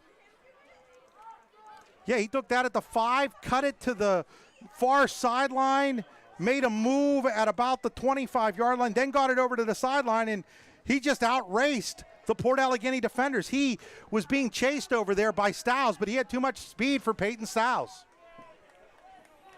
Yeah, again, Central Clarion showing their speed with Hodgkins just going 95 yards. We knew that these teams had explosive players, and you're seeing it. So now it'll be Central Clarion's turn to kick off. Just 15 seconds into quarter number 3. Central Clarion back within 2 at 16-14 after the kickoff return for a touchdown. Well, let's see if we're going to have a start of the second quarter like we did. So kicking it off is Euchert. He'll send it deep. Coming over and fielding it at the 5-yard line is a guy for Port Allegany. Archer. It is who? Archer, and Yep. Archer's going to get out over the 20. Archer on the return for the Gators. 5-yard line where Port Allegany will take over. They're going to call that. We'll see where they put down the ball for Port Allegany here. Looks like they're going to put it at the 26 maybe, or are they going to put it right at the 25? We're still waiting. They're going to put it at the 26. 26-yard line. So Port Allegany went into the half up 9. They're now up 2 after that kickoff return for a touchdown by Dawson Hotchkiss. And Hotchkiss makes up for that ball going through his arms for the pick six for giving those points right back for the Wildcats on that kickoff return. So now Port Allegany is going to go 2 receivers to both sides. Evans will work out of the gun. Moses the sidecar. Back to throw. It's going to be a quick throw over there to Stiles. Stiles looking to pick his way up. He might pick up a couple on the play. Hard tackle over there. Central Clarion brought a little heat that time. And they're going to give Stiles a pickup out over the 25 to maybe a gain of 1 on the play to the 27. So Stiles a pickup of 1 on his second catch of the afternoon or the night. So it'll be 2nd down and 9 for the Gators. At their own 27-yard line, minute into quarter number 3. Clarion's already scored on the kickoff return for a touchdown. Out of the gun is Evans, looking to throw. Throws it. That's a dangerous pass, and it's picked off. It was tipped, and then it was picked off. That is Braylon Beckwith with the interception at the Port Allegany 33-yard line. Ball went off the hands of Kelvin Bird, just popped right up for Beckwith. Well, and over there was Tommy Smith, at least for Central Clarion. So I'm watching it here now as I can watch the replay. In fact, it was a nice play there actually by Ashton Rex, who contacted the receiver at the same time and helped cause that interception. So 1st down and 10, Central Clarion at the Port Allegany 33 trying to take the lead. That is going to be a running play. That is a run to Rex on a swing pass type play, but it was behind the line of scrimmage, I do believe. So that I think is going to go in the books as a running play for Rex up to the 30-yard line. He's going to pick up 3. I'm going to double check and make sure that that's what we were looking at there. Brought down by Noah Archer. I like the fact that I can call the play and then watch it live, so to speak, and actually see a replay here. Yeah, that was that. We're going to call that a run. So pick up a 3 there by Rex. That was real close. Probably have to watch it over and over and over again to determine exactly what it was. So Beckwith is going to be the sidecar. They put a man in motion. That's Smale. They're going to hand it to Beckwith. He picks his way up close to the 26-yard line. See where they put it down. They're going to put it down at the 26. So it's going to be a 4-yard pickup for Beckwith on his first carry of the afternoon, or the evening. I keep wanting to say afternoon.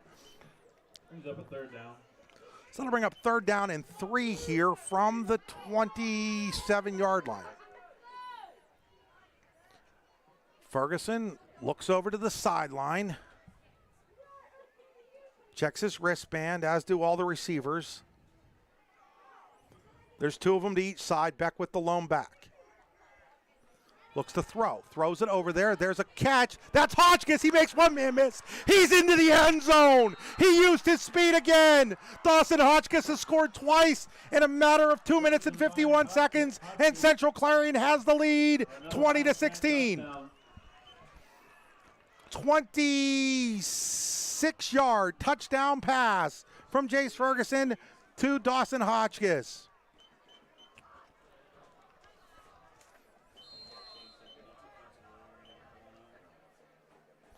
So Euchred on to attempt the extra point. And that kick is up, and that kick is good. And Central Clarion now leads 21-16 at the 9:09 mark of quarter number 2. For our C93 audience, we'll take a half-a-minute break.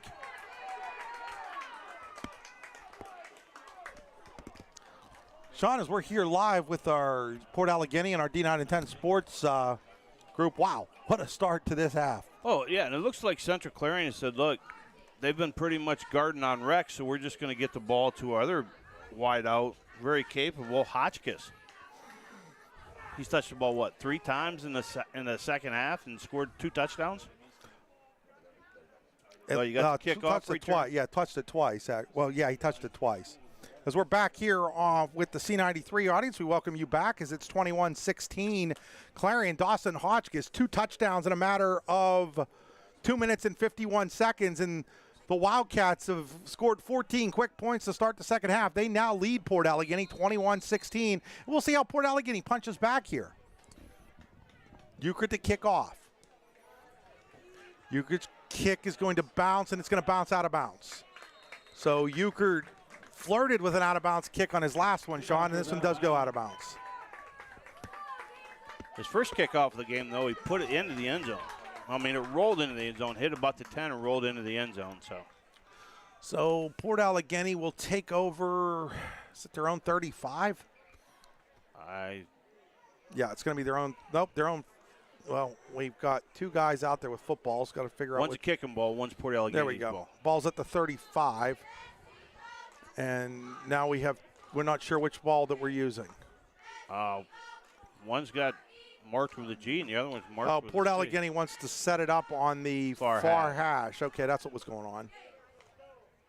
Well, if that was a kicking ball, why is the other ball coming over to the official on this side? I'm not asking any questions anymore. So it'll be first down and 10, Port Allegany at their own 35-yard line. 9:09 to play here, quarter number 3. Haven't even had a chance to get out the third quarter sponsor, which is Fox's Pizza in Port Allegany. Here's a handoff to Moses. I do believe that was Moses, and the ball might have been on the ground, but they're going to say he was down first. Moses on the carry for the Gators. And he will pick up, I do believe, 2 on the play. Gain of 2, second down and 8. So it's been a tough sledding for Blaine Moses out there tonight. Has 33 yards on 10 carries. But that'll bring up a second down and 8 from the 37-yard line. Central Clarion doing a really good job stopping Moses up the middle with bringing extra people. They're relying on their athleticism to cover these Port Allegany receivers. Here's Moses again, and Moses is tripped up in the backfield. Getting to him there was Ryan Hummel. So Hummel, the senior linebacker, and what a story he is right now. He's playing with a torn ACL. Gain of 2, third and 6. They're going to call that a pickup of out to the 38. That'll be a pickup of 1 on the play. As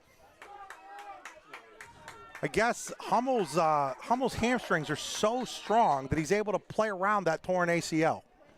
I mean, I've known one other person to do anything with a torn ACL, and I hate to say it, but a reference, that's Spencer Lee from Iowa. Well, you know who wrestled in District 9 with a torn ACL. Central Clarion calls timeout here. One of the Sypeses, I think it was Nick that wrestled with a torn ACL. Nick, the younger one.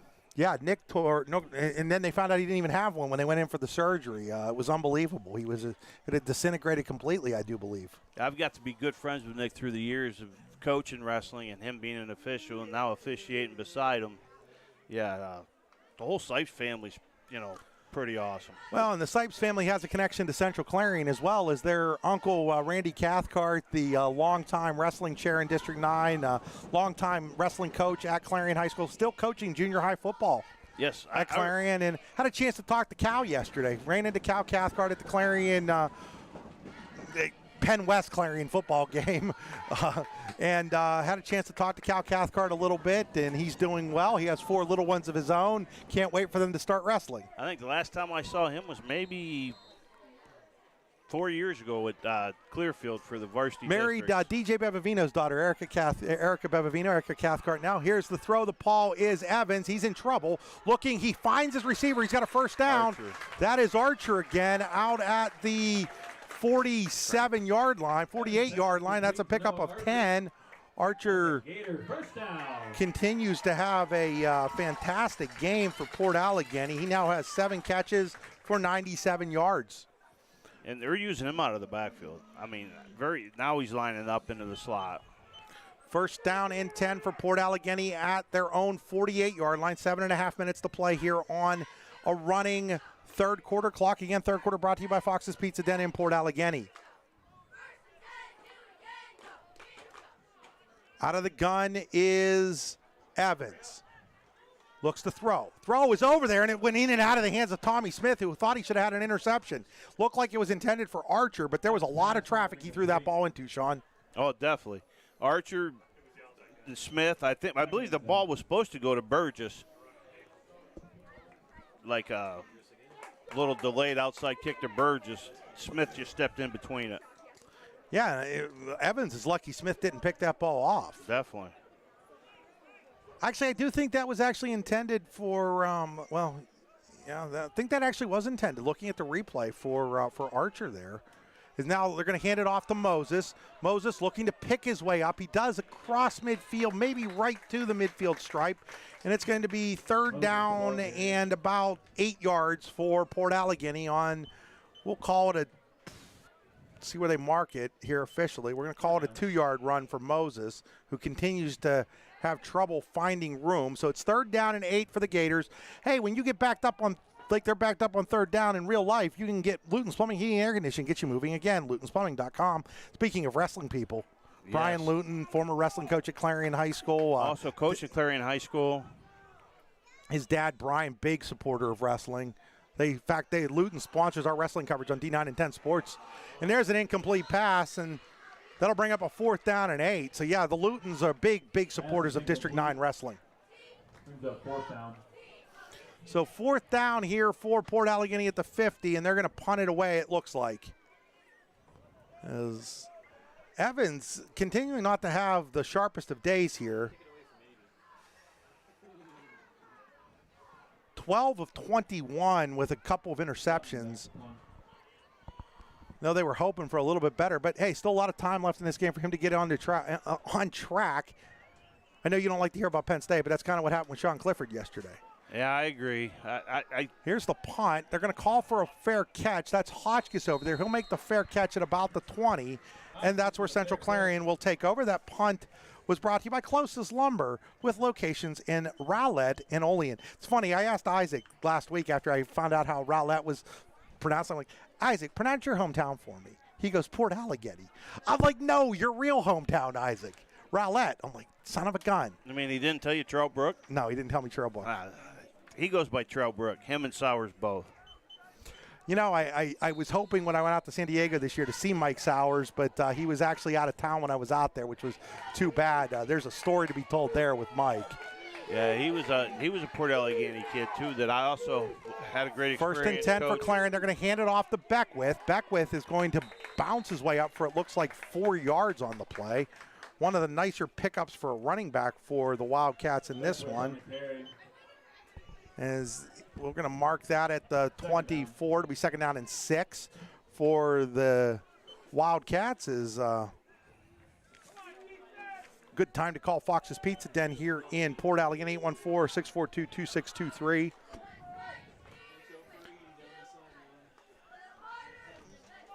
So it'll bring up second down and 6. Central Clarion will go receivers to each side. You got a tight end, wing back, and a running back, basically. And they're going to hand it back off to Beckwith, and he doesn't get much. He will bounce his way up to about the 26-yard line for a pickup of 2 on the play, and that'll bring up a third down and manageable at 3rd and 4. 3rd and 4 for the Wildcats. So 3rd and 4 for Central Clarion at their own 26-yard line, 5:20 on a running third quarter clock, 21-16 Central Clarion. If you just joined us, the Wildcats trailed 16-7 at halftime. A pair of Dawson Hotchkiss touchdowns, one on a run and the other on a kickoff return, has them here. Here's a pass to Hotchkiss at the 30. He cuts in. He's going to have the first down and more out over the 35. They're going to mark him at the 35-yard line. So the man of the hour picks up the first down for Central Clarion out there. And that puts Ferguson at 197 yards passing on the evening. It's hard to believe he's got that much already. So first down and 10 for Central Clarion at the 35-yard line, their own 35. That is a Tenesta Builder Supply first down, tenestabuilders.us. Out of the gun, handoff. This one is going to be to... I think we may have a hold. Yeah, we're going to have a hold here as Connor Kopneski carries it out to about the 40-yard line, but I think this one's coming back as they're discussing it, and they're going to mark it from the original line of scrimmage, so no play. Chop block on Central Clarion. Actually, that's a 15-yarder, isn't it? I do believe it is. So that's a big one. That's going to take it all the way back to the 20. No, they're going to. No, they're going to 10 yards.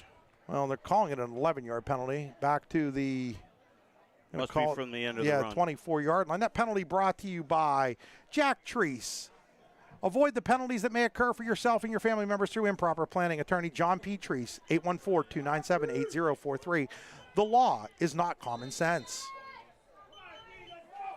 So it'll be first down and 21 here for Clarion at their own 24-yard, and Central Clarion at their own 21. Ferguson's in trouble, and he's going to go down back at the 20-yard line. That's going to be a loss on the play of a yard as Gavin Burgess on the Carson Neely on the sack. On the play by number 51, Carson Neely.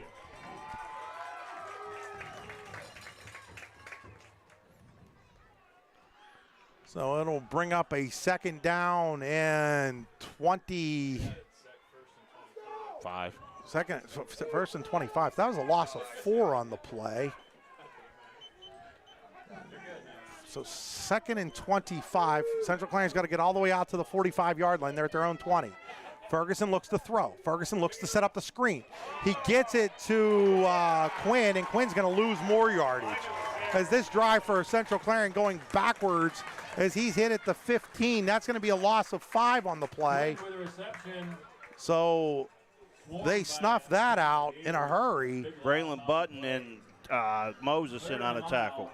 So that'll bring up a third down and 30. I'm not even sure Luton's Plumbing, Heating, and Air Conditioning can get you unstuck from this one. Hey, they were back here at the end of the. So anything's possible. We'll see. I'm thinking we might see a draw play here, though. That's my call. You're going draw. I think you're going to run something to Beckwith. Or not Beckwith, but. And now we get a delay of game, and it just gets worse. So now it's going to be third down and 35. And at this point, I'm not sure the punt's going to get him the first down. Well, could be Hotchkiss. It could be. If you're Port Allegany, you got to back your defensive backs up here. I mean, they've got everybody still, I think, a little too close to that line of scrimmage right now. I think they dropped 3 guys back now. Evans is about 15, 20 yards off the ball now. Looking to throw. He's under trouble. He's going to tuck it and run. Now he's going to throw it. Oh, my goodness, he's got Dawson Smale wide open. Dawson Smale, I think, has a first down. It's going to depend on the spot. I think he got it. Oh, my goodness. Dawson Smale has the first down on a 35-yard reception on 3rd and 35. They're actually going to give him 36 on the play. As it broke down and Dawson Smale was wide open for 36 yards in the Central Clarion first down. Again, the defense just couldn't get to him. They had Ferguson bottled up. He got away from it, kept his head on downfield. Nice throw. So Dawson Smale comes up with a massive play for the Wildcats on 3rd down and a country mile. Now Ferguson's going to keep it, and he's hit right at the line of scrimmage. He's going to get nothing there. Second down. And that'll bring up a second down and 10. But on that play, on that 3rd down and 36 play, Ferguson stepped up. And when he stepped up, it might have sucked in a couple of those defenders for Port Allegany. And the next thing you know, Dawson Smale's running across the field wide open. Yeah, like a deep drag was what he was running. He caught the ball at about, maybe the 30? Yeah, back to throw.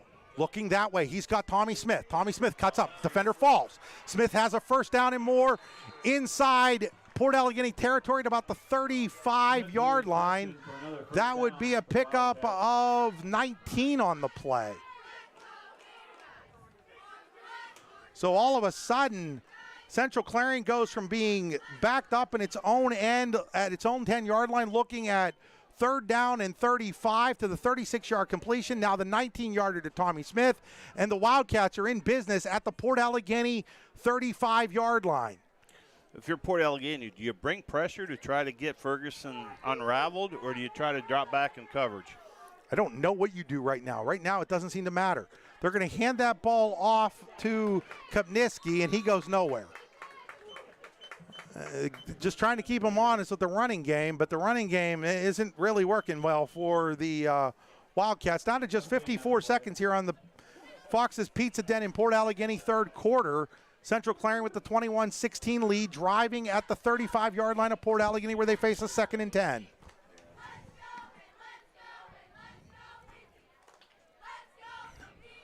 So down to 35 seconds on the running clock. Those 12 on the play clock, though. Central Clarion not in any hurry as the play clock down to 8. Now it's down to 5.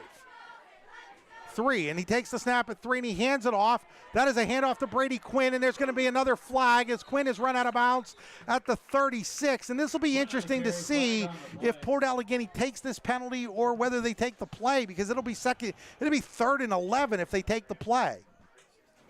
I think it's depending on the penalty. If it's a hold from the spot, maybe you take them, back them up. We'll see what they decide to do here. I think I might go 3rd and 11 if I was them, but I don't think that's going to happen. I think they're going to back them up and give them another down. I think giving them another down, the way their passing attack is working, isn't the brightest idea, but they're going to decide. That's what Justin Minkowski's going to do, is he's going to go as the ball's going to get marked back to the 49-yard line on that Jack Treese attorney at law penalty. And a Port Allegany player is down with what looks to be a cramp there. Miska Young.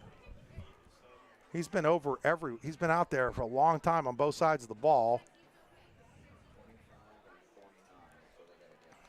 But ball's at the 49. They've got to get to the 25. So it'll be 2nd down and 24 versus 3rd and 11.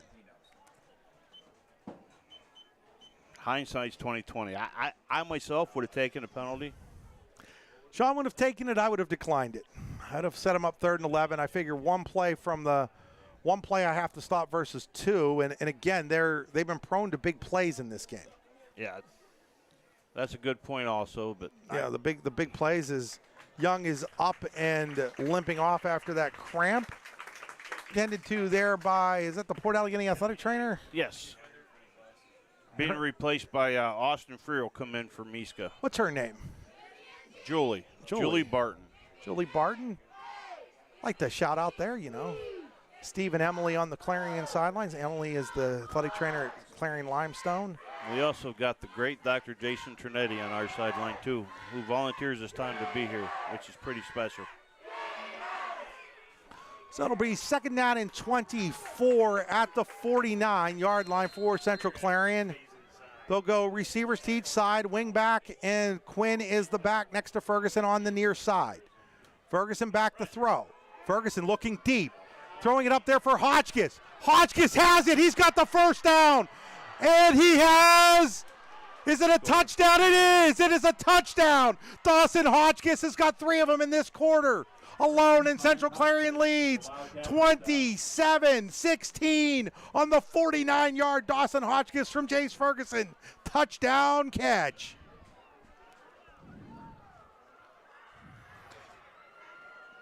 And Sean, that's why I would have taken the penalty.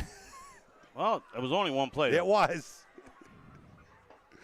So Hotchkiss has exploded here in the third quarter. With just 9 seconds to go in the quarter, he's got 3 touchdowns. Here's Euchert for the extra point and a 12-point lead.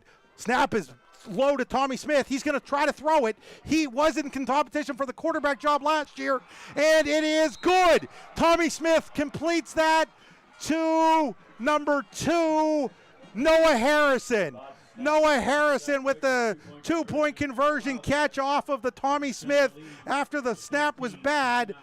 And it's 29-16 in favor of Central Clarion for the C93 audience. We'll take a 30-second break. You're watching high school football on the YDL Sports Network.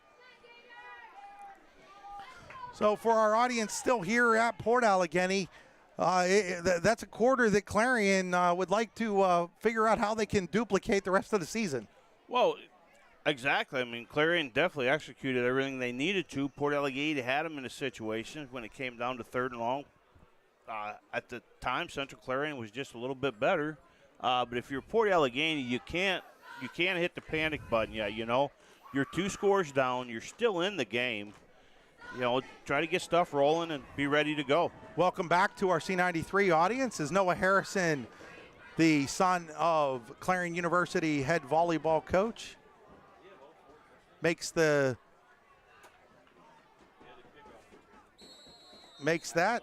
2-point conversion catch on the 49-yard pass from Jace Ferguson that got the touchdown. It's a kickoff taken at the 5-yard line. I do believe that is Archer over there, and he's going to pick his way to about the 25, 26-yard line. Archer on the return. So Hotchkiss scored 3 touchdowns here, and now it is 290 yards passing for Jace Ferguson, and it'll be Port Allegany ball at their own 25-yard line with just 2 seconds to play here in the Fox's Pizza of Port Allegany, 3rd quarter. Stop by and get a pizza at Fox's Pizza in Port Allegany, PA. So the Gators looking to get some mojo back. They were up in this game 16-0. It's 29 unanswered for Central Clarion. Here is a run by Evans. He's got some room. Evans is up over the 45 to 50, and he is going to be run out of bounds at about that point at the 50-yard line. It'll be a 25-yard pickup to end the half the quarter for Noah Evans. So that'll bring an end to quarter number 3. We will take a 1-minute break for our C93 audience. You're watching high school football on the YDL Sports Network on D9and10sports.com and listening on C93 and watching on the Port Allegany YouTube channel.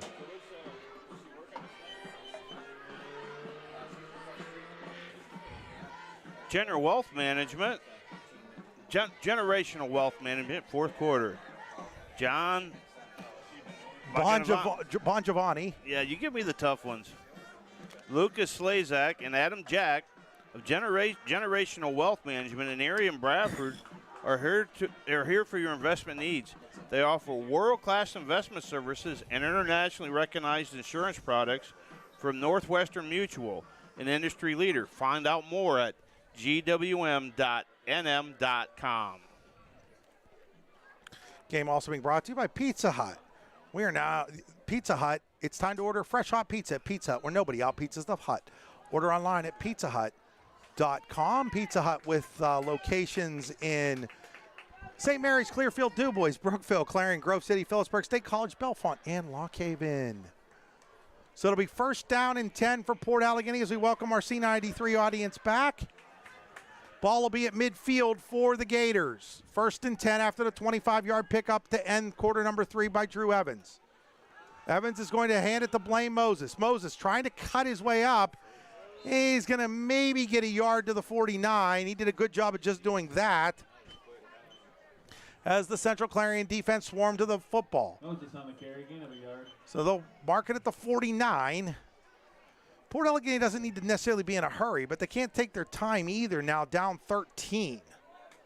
I look for Port Allegany right now to run some from counters because everybody's like keying right on Moses. So it's 2nd down and 9 from the Central Clarion 49. They're going to keep it to Evans. Evans is going to work his way up to about the 48 for a yard gain.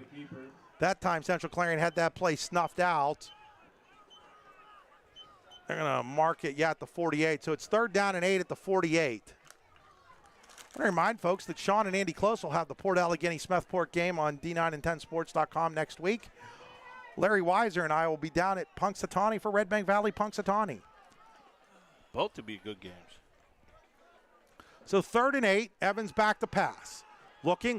He's got Styles. Styles makes a guy miss. He's got a first down. There's a flag down, and it's at the 37-yard line, and I think that's going to be a face mask on Central Clarion. We'll wait and see for the penalty, but I do believe that's what I saw. And they're marking it off against the Wildcats. 5-yarder.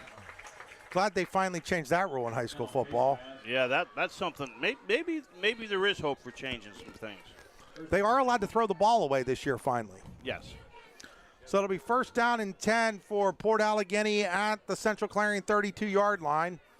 10.5 on a running fourth quarter clock. Fourth quarter brought to you by Generational Wealth Management with locations in Bradford and Erie. Evans back to throw. Evans looks. Evans going to tuck it. He's going to run. He's going to run it out over the 25-yard line to Evans keeps it. about the 24. It'll be a 9-yard pickup, and it'll be second down and 1. Brings up second down and short. So second and 1 for Port Allegany. 10-minute mark here now of quarter number 4. Central Clarion by 13, 29-16. Going to keep it again as Evans. He's going to have the first down and more. Now there's a late flag on the play as he gets out around the 16-yard line. That would be a pickup of 8 on the play, but we'll see where they mark the penalty from because it does in the area of holding, I do believe. I would have to agree with you. Or it looks like they're backing it up. They're going to say that's a Central Clarion penalty. Maybe a face mask? It wasn't real. That is exactly what they called. Face mask against Central Clarion. I mean, it was tough to see when Evans on that far side of the field could have come up and just touched the mask. First and goal. So it'll be first and goal at the 8-yard line, I do believe. And they're in the Pizza Hut red zone. Nobody out pizzas the hut. Order them online at pizzahut.com. First and goal, Port Allegany. 9.5 to play here, fourth quarter. Evans is going to keep it himself. He's heading towards the goal line. He is going to just short. Be short at the 1-yard line, a pickup of 7. Short of the goal line. Second and goal. So it'll be second down and goal for Port Allegany. They trail by 13. 9-10 to play here in the fourth quarter. Drive started at their own 25. It's taken just over 3 minutes. Evans with Moses next to him. He's going to hand it to Moses. Moses to the goal line. He's in. Port Allegany. Blaine Moses, the 1-yard touchdown run, and it's a 7-point game. 29-22. So Moses, the 1-yard touchdown run. Two heavyweights. They go back and forth here. Again, kudos to Port Allegany for not abandoning the run game. It took them, 3 minutes and some change, scored, back in the game. Again, without a kicking game, they're going to go for 2 here, and that's big in a 7-point game. You wish you had a guy that could kick the extra point here and make it 6 for sure. They're going to put Styles in motion. Evans is going to run it. He's going to flip to Moses, who's going to walk into the end zone for the 2-point conversion, and it's 29-24. Clarion's lead down to 5 with 8:48 to play here in quarter number 4. For our C93 audience, we'll take a half-a-minute break. You're listening to High School Football on C93, 92.7 FM.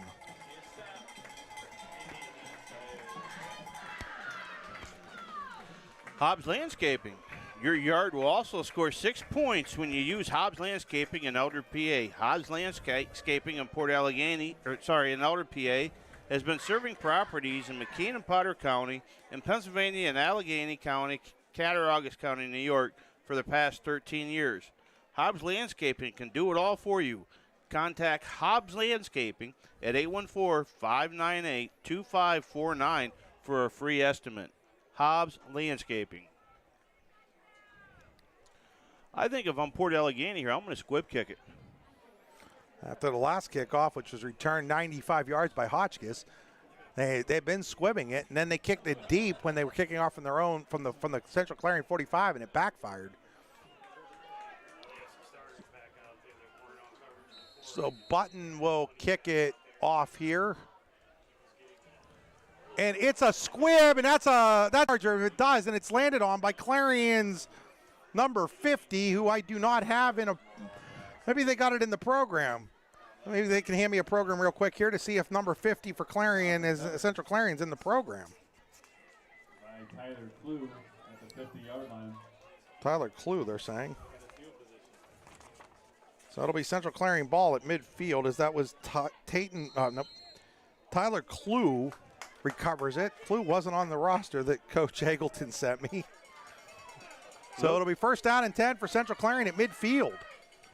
So they're going to hand it off to the back. That's Beckwith, and Beckwith is going to have a nice gainer on the play up inside Port Allegany territory to the 43-yard line. So a 7-yard pickup for Beckwith on his 4th carry of the game.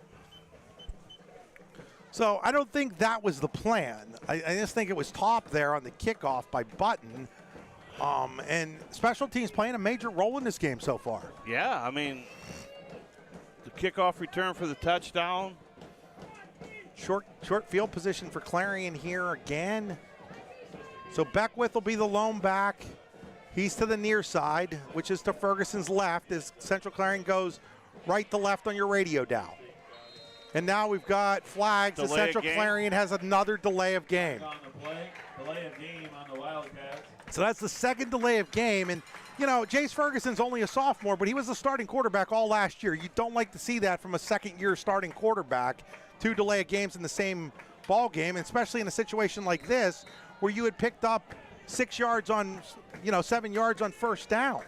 So that brings up a second down and 9. He's going to look to throw. He has Hotchkiss, and it goes right through Hotchkiss's hands, and that time it was a little too far for what would have been another interception for Wilfong, but so Hotchkiss, for all the good, has had a couple balls go right off his hands like that in this one as well. 3rd and 8. So 3rd down and 8, and this has been a problem down for Port Allegany's defense. So 7:55 to go, 3rd and 8 Central Clarion at the 48-yard line. They're going to go trips to the left, single receiver to the right.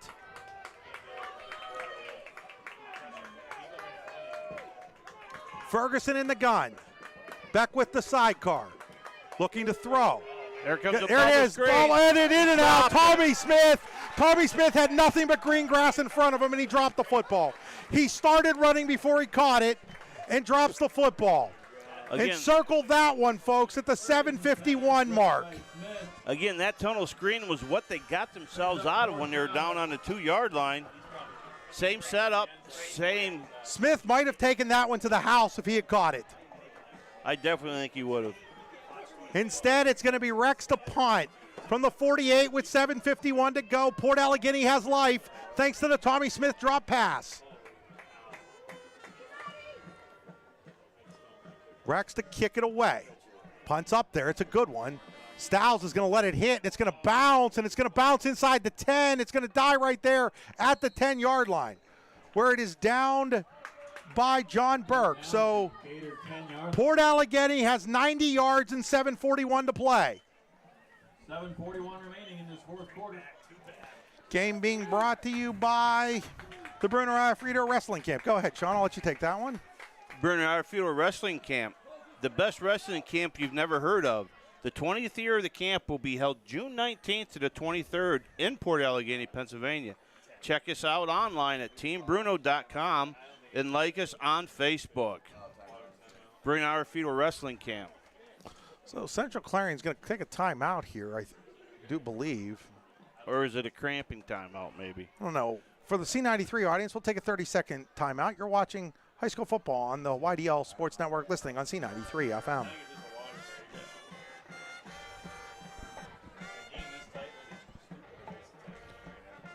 Again, Chris, thank you, and D9 and D10 Sports for being here. Also like to give a big thank you out to Dan Funk, who's up top running the camera. And also, thank you to Doug Archer, who's doing our stats and everything else right over here, keeping us going online. Sorry, I had to plug the port, guys. No problem there. Absolutely. Welcome back to our C93 audience, taking a look at the scoreboard. It's now Keystone 36, Union AC 7. A pick 6 from Tyler Albright. He had 3 interceptions last week, so he's got 4 on the season at least. So Port Allegany will take over here with 7:41 to go. First down and 10 at their own 10-yard line. Plenty of time, trailing by 5, 29-24 the Gators. And Evans is going to keep it himself, and he's going to be pushed out of bounds at about 15-yard line. See where they put it down. That's been pretty much the play here in the second half for them. Second down 5. Yeah, they pretty much said, we're just going to run Moses at you to keep you honest and follow you up with Evans. So it'll be a pickup of 5, second down and 5 for Port Allegany. Let's see if Central Clarion's defense makes an adjustment on that play. Dave Lauder calling the defense for the Wildcats. Former head coach at Union High School and of the Union AC Valley Co-op. Also coached under Larry Weiser, the great football coach at Clarion High School. Second down and 5. Evans going to keep it himself again, picking his way up. He's got some room. He's got a first down up over the 20 to about the 22, 23-yard line. We'll see where they mark him. It's going to be a first down for Port Allegany. We're going to say it's the 22. So a pickup of 7 for Evans, who now has 72 yards rushing in the game. So first down and 10 out at the 22-yard line for Port Allegany. They started this drive at their own 10. 2 runs by Evans has them 12 yards. Might look for Port Allegany to pull one here and try to hit somebody. Instead, they give it to Moses. He's bouncing his way. He's carrying runners. He's got another first down out at the 35-yard line. That's going to be a pickup of 13 on the play. That is his longest run of the afternoon. First down and 10, Port Allegany at the Central Clarion 35-yard line, 6:57 to play. And we've got the clock stopped and not sure why. Maybe after a first down? Yeah, but it should have stopped as soon as running. Yeah, I was going to say. But I'm not blaming the clock keeper there. The officials were discussing something with the yeah, it was discussing. So now they're going to pass it. That is a pass out to Archer. He's going to be wrestled to the ground shy of the 40 at about the 38-yard line. That'll be a pickup of 3, I do believe. 8 of 3, second down 7. That'll give Archer 100 yards unofficially on the day on 8 catches. 100 of the 117 that I have throwing for Drew Evans. Of course, my stats are way unofficial at this point. So it'll be second down and 7 from the 38-yard line. Out of the gun is Evans. Under pressure, Evans looks, got a guy over there. That is Archer again. It is Archer. He's going to be shy of the first down at about the 43-yard line. That's going to be a pickup of 5 on the play. The clock's going to continue to run. Third down.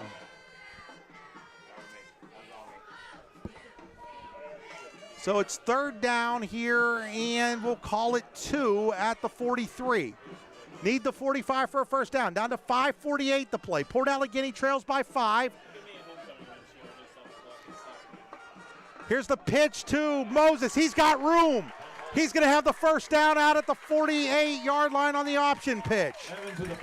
Really, heads up to Peyton Stiles out there. Sealed the edge to let Moses get the first down. Did a good job of not holding. Good job by Peyton Stiles on the lead block.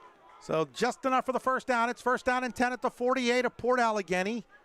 Down to 5.5 minutes to play here in the Generational Wealth Management fourth quarter. Gators trail by 5, 29-24. They led 16-0. They trailed by 13. They're now down by 5.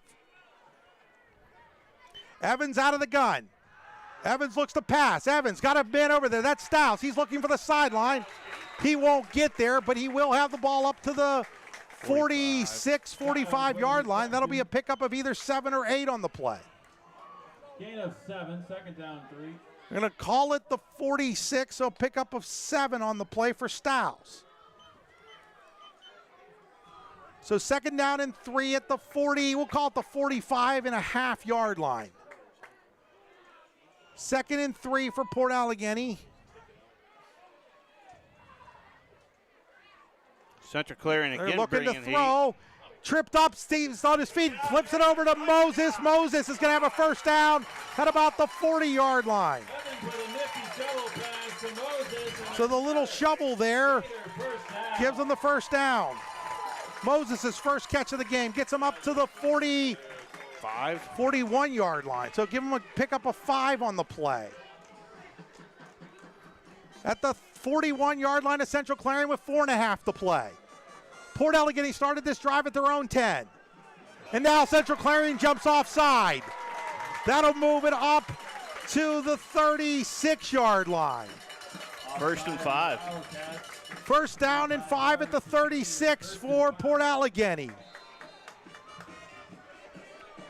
I mean, Evans with a hard count. It's got to be tough for his own guys not to jump the way he does the hard count.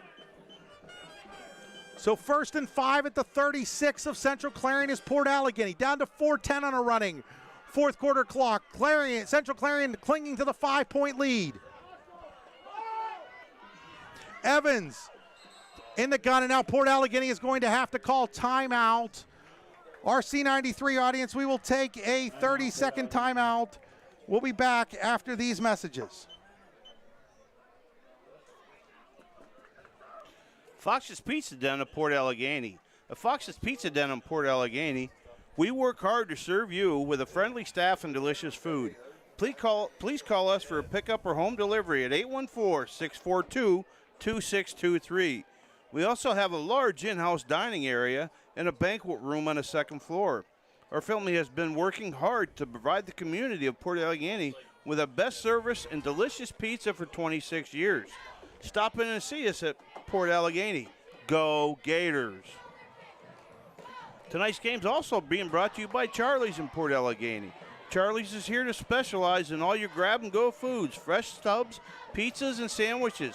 Stop in and see them. Give them a call at 814-642-7110. Charlie's on Route 6 in Port Allegany. So the Gators are ready here from their 36 of Central Clarion, first and 5, 4 minutes to play. Evans is going to keep it. This time, Central Clarion stuffs him out and stops him at the 35 after a pickup of 1 yard on the play. So the clock will still run. It'll be second down and 4 from the 35, down to 3:40 to play on a running fourth quarter clock. Central Clarion clings to the 5-point lead.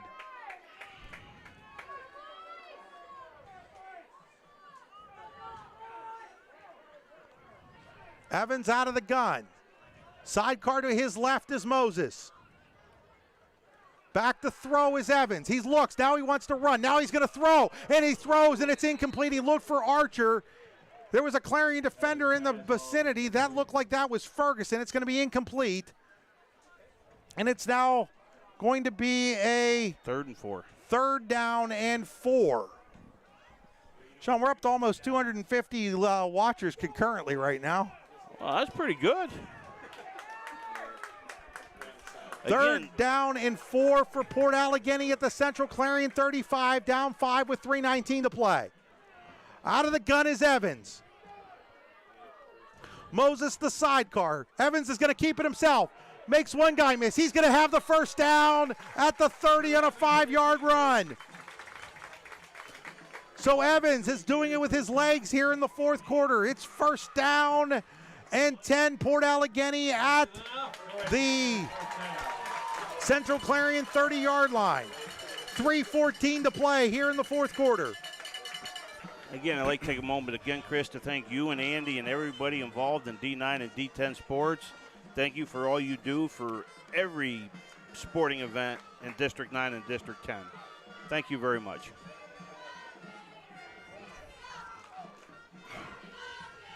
Back to throw. Looking. And it's incomplete. It was a little high, intended for Stiles around the 15. Evans pass through the hands of Styles, incomplete. That'll bring up a 2nd down and 10 for Port Allegany. 2:51 to play. Both teams have 2 timeouts remaining.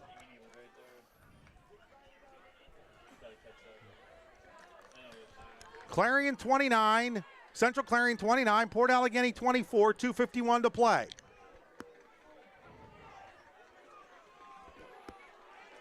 Port Allegany is at the Wildcat 30-yard line. Evans in the shotgun. Put Styles in motion. He's going to flip it to him. That's a little flip pass. And he's going nowhere. And he's going to lose yardage. He's going to lose yardage as Central Clarion rallies all the way back at about the 38, 39-yard line. So the little flip pass to Styles didn't fool anybody. He's going to lose 9 on the play.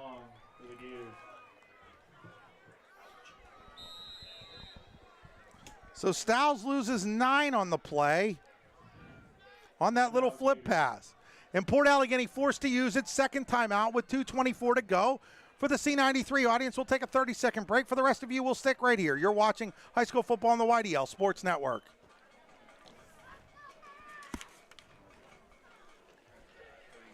The Allegany Grill in Foxburg was voted #1 in Pennsylvania for waterfront restaurants. Stop on down to find out why. Make a reservation today at AlleganyGrill.com. The Allegany Grill in Foxburg, where you come for the food and stay for the view. Allegany Grill. Well, welcome back to the C93 audience here in a moment, folks.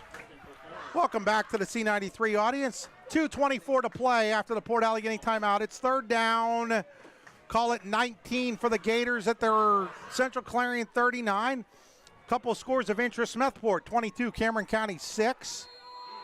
Coudersport leads Bradford 30-27 in the 4th quarter. Red Bank Valley beats Karn City 25-15. Keystone all over Union AC Valley. Evans to throw. He's in trouble. He's being tracked down. He's going to get the pass away. It is going to be picked off. It is picked off. Picking the pass off over there. That is Brady Quinn. Brady Quinn with the interception at the 20-yard line with 2:16 to play. The ball was tipped into the hands of Brady Quinn at the 20-yard line on the Port Allegany sideline. That ball went off of the hands of a jumping receiver. That was, is that Archer over there? No, it was Bliss. That was Bliss that he had to go high for it. It's not his fault. The throw was high. And Brady Quinn intercepts it at the 20 with 2:16 to play. Port Allegany with just 1 timeout left. 1 first down would end the game for the Wildcats. They need to have their most sure-handed backs in there now. That is Beckwith, the sidecar next to Ferguson with 2:16 to play. Ferguson's going to keep it himself. Ferguson is going to pick his way out to about the 23, 24-yard line. And Port Allegany is going to use its final timeout. We'll keep it right here as the ball is marked at the 23-yard line. Been a great football game, Sean. Oh, yeah, very entertaining. I mean, nothing better to do on a Friday night than watch these two teams slug it out in District 9. There's really good games all around, but this game has been really interesting in how the Ferguson kid has, like, quietly thrown for over 300 yards. I mean, he's got some big plays. Well, 290 to be exact. Okay, sorry. It's okay. You were close, though. Common Core math guy. Another key score right now. Brockway up on DuBois, 20-18 in the 4th quarter. Elk County Catholic beats Montauk 15-6. Bald Eagle still up on Clearfield, 3-0. Wow. In the 4th quarter. This Clearfield offense is struggling in the early going this season. So out of the timeout, Port Allegany's out of them now. Central Clarion will have 2nd down and 7 at their own 23-yard line, up 5 with 2:10 to play. Ferguson still in the gun. He's going to hand it, and picking up a yard or 2 on that. Do not see the ball carrier. Maybe Beckwith? 11? No, it's 11. Hummel with the carry, his first carry, out for a gain of 1.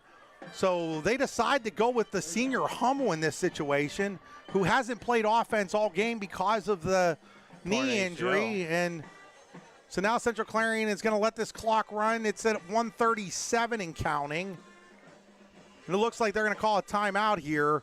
Central Clarion is they're going to let it run all the way down and take their second timeout. And that's what they're going to do. They're going to take their second timeout with 1:25 to play. So it's going to be a timeout for the C93 audience. We'll take a 30-second break. I'll let Sean keep it here for the Port Allegany and D9 and 10 Sports audience. Again, a big shout out to D9, D10 Sports and everything you do for all the sports in the area. Greatly appreciated. Again, thank you too, Chris. My granddaughter got to come in the booth and spend some time with Poppy tonight. That was nice, so thank you. Want to give a congratulations to Lance Eric Baker, who tells me he just had a new baby and wasn't able to get out to the game, so he's watching our broadcast at home tonight. Well, congratulations to him, too. Shout out to Lance Eric. He is a Dolphins fan. There's not too many of us left in this area. No, there's not too many of you left in this area for good reason. When was the last time the Dolphins won a Super Bowl? 73. Which has you beat on the Bills fan over here who's never won a Super Bowl. Yeah. I think that's what the Bill stands for, doesn't it? Boy, I love losing Super Bowls. But the great Jim Kelly, of course, was those quarterbacks. I'm not going to rip on him too much because Jim, the East Brady graduate. So it's 3rd down and 6 at the 24 for Central Clarion. Ferguson on the sweep, trying to get to the outside. There's a flag penalty. down. And Does he that's gonna stay? stop the No, he clock. stays in bounds. I'm pretty sure he stayed in bounds. But a penalty, the flag will stop the clock. But only long enough for it to be reset, but it still helps Port Allegany. As he's down at, I think, the 25-yard line. They got to decline this penalty. I mean, that's an obvious. I mean, this is pretty simple. I mean, I don't know what the discussion would even be here. It would be 4th and 5 for Central Clarion. Minute 18, 25-second play clock. Maybe the discussion is whether the clock runs or not.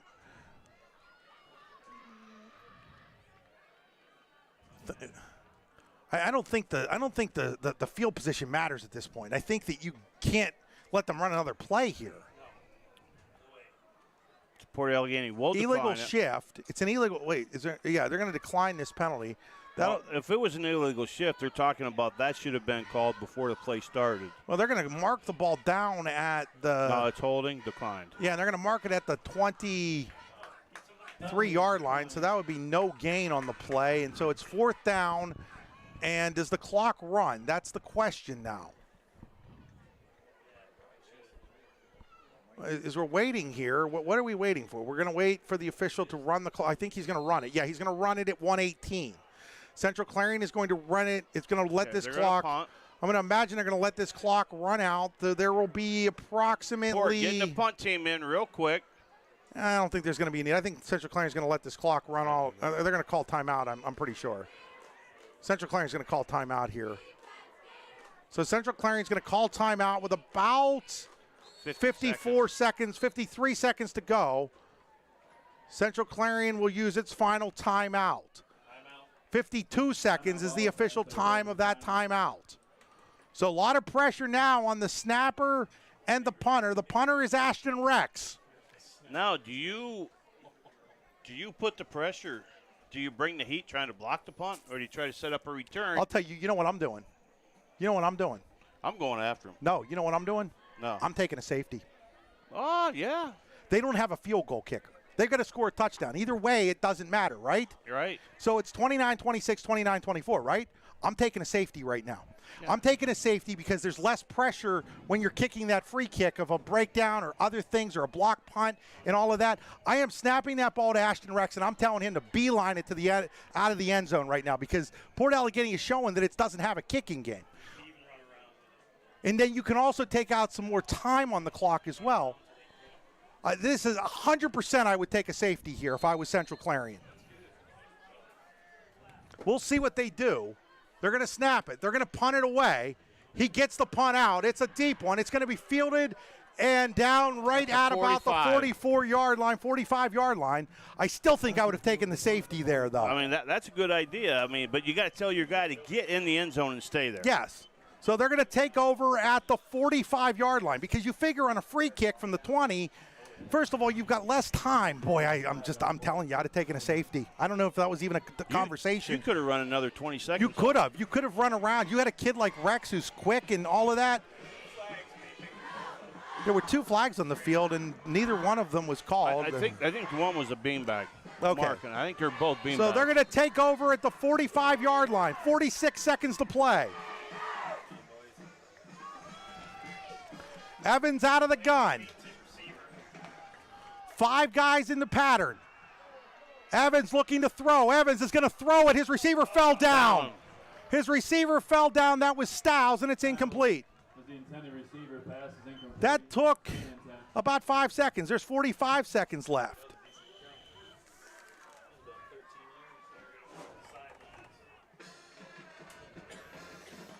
So it'll be 2nd down and 10 for Port Allegany from their own 45 with 41 seconds to play.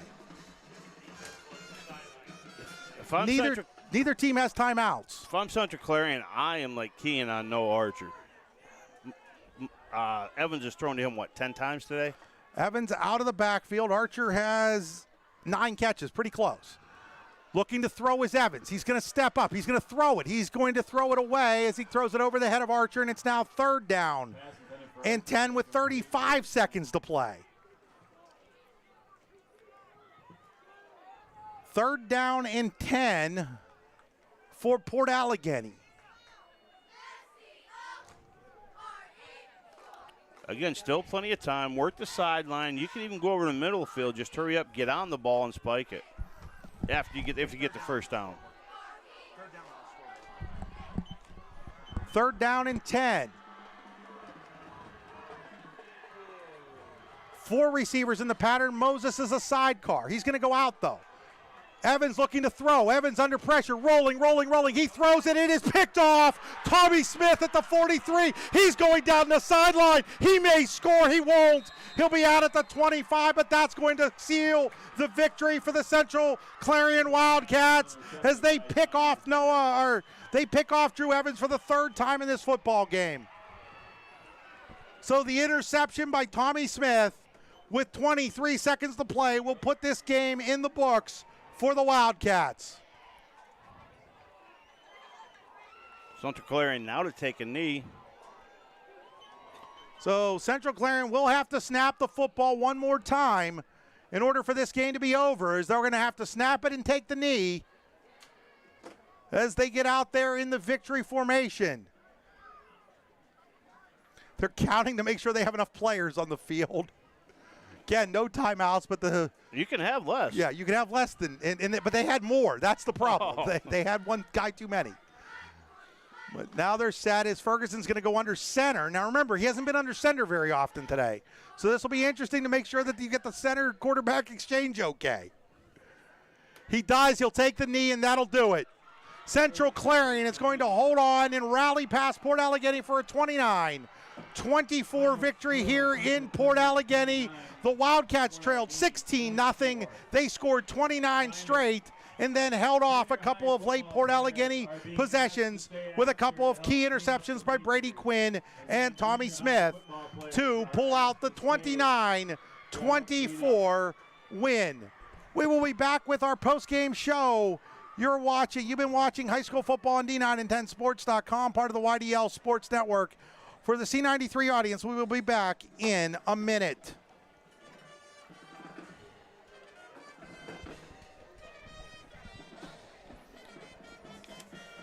Want to remind people, today's game being brought to you by the Warren County Visitors Bureau, also by Hunter Station Golf Club, the Bruno Iafrito Wrestling Camp.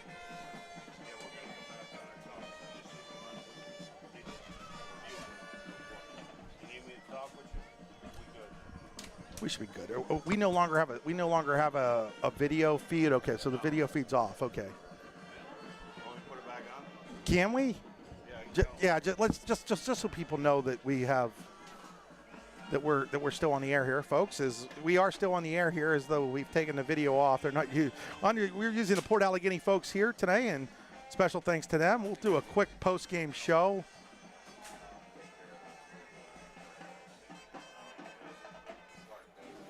And we'll see if we can get Dawson Hotchkiss on for an interview as well. Okay, he already got the camera off, so folks, back here is we have no video left, but final score 29-24 in favor of Clarion. We're going to stop our broadcast right now. Thanks to the great folks here at Port Allegany for their hospitality. For Sean Lathrop, this is Chris Rossetti saying good night. Final score, Central Clarion 29, Port Allegany 24. You've been watching high school football on the YDL Sports Network, D9and10sports.com, and the Port Allegany YouTube channel, and listening on C90.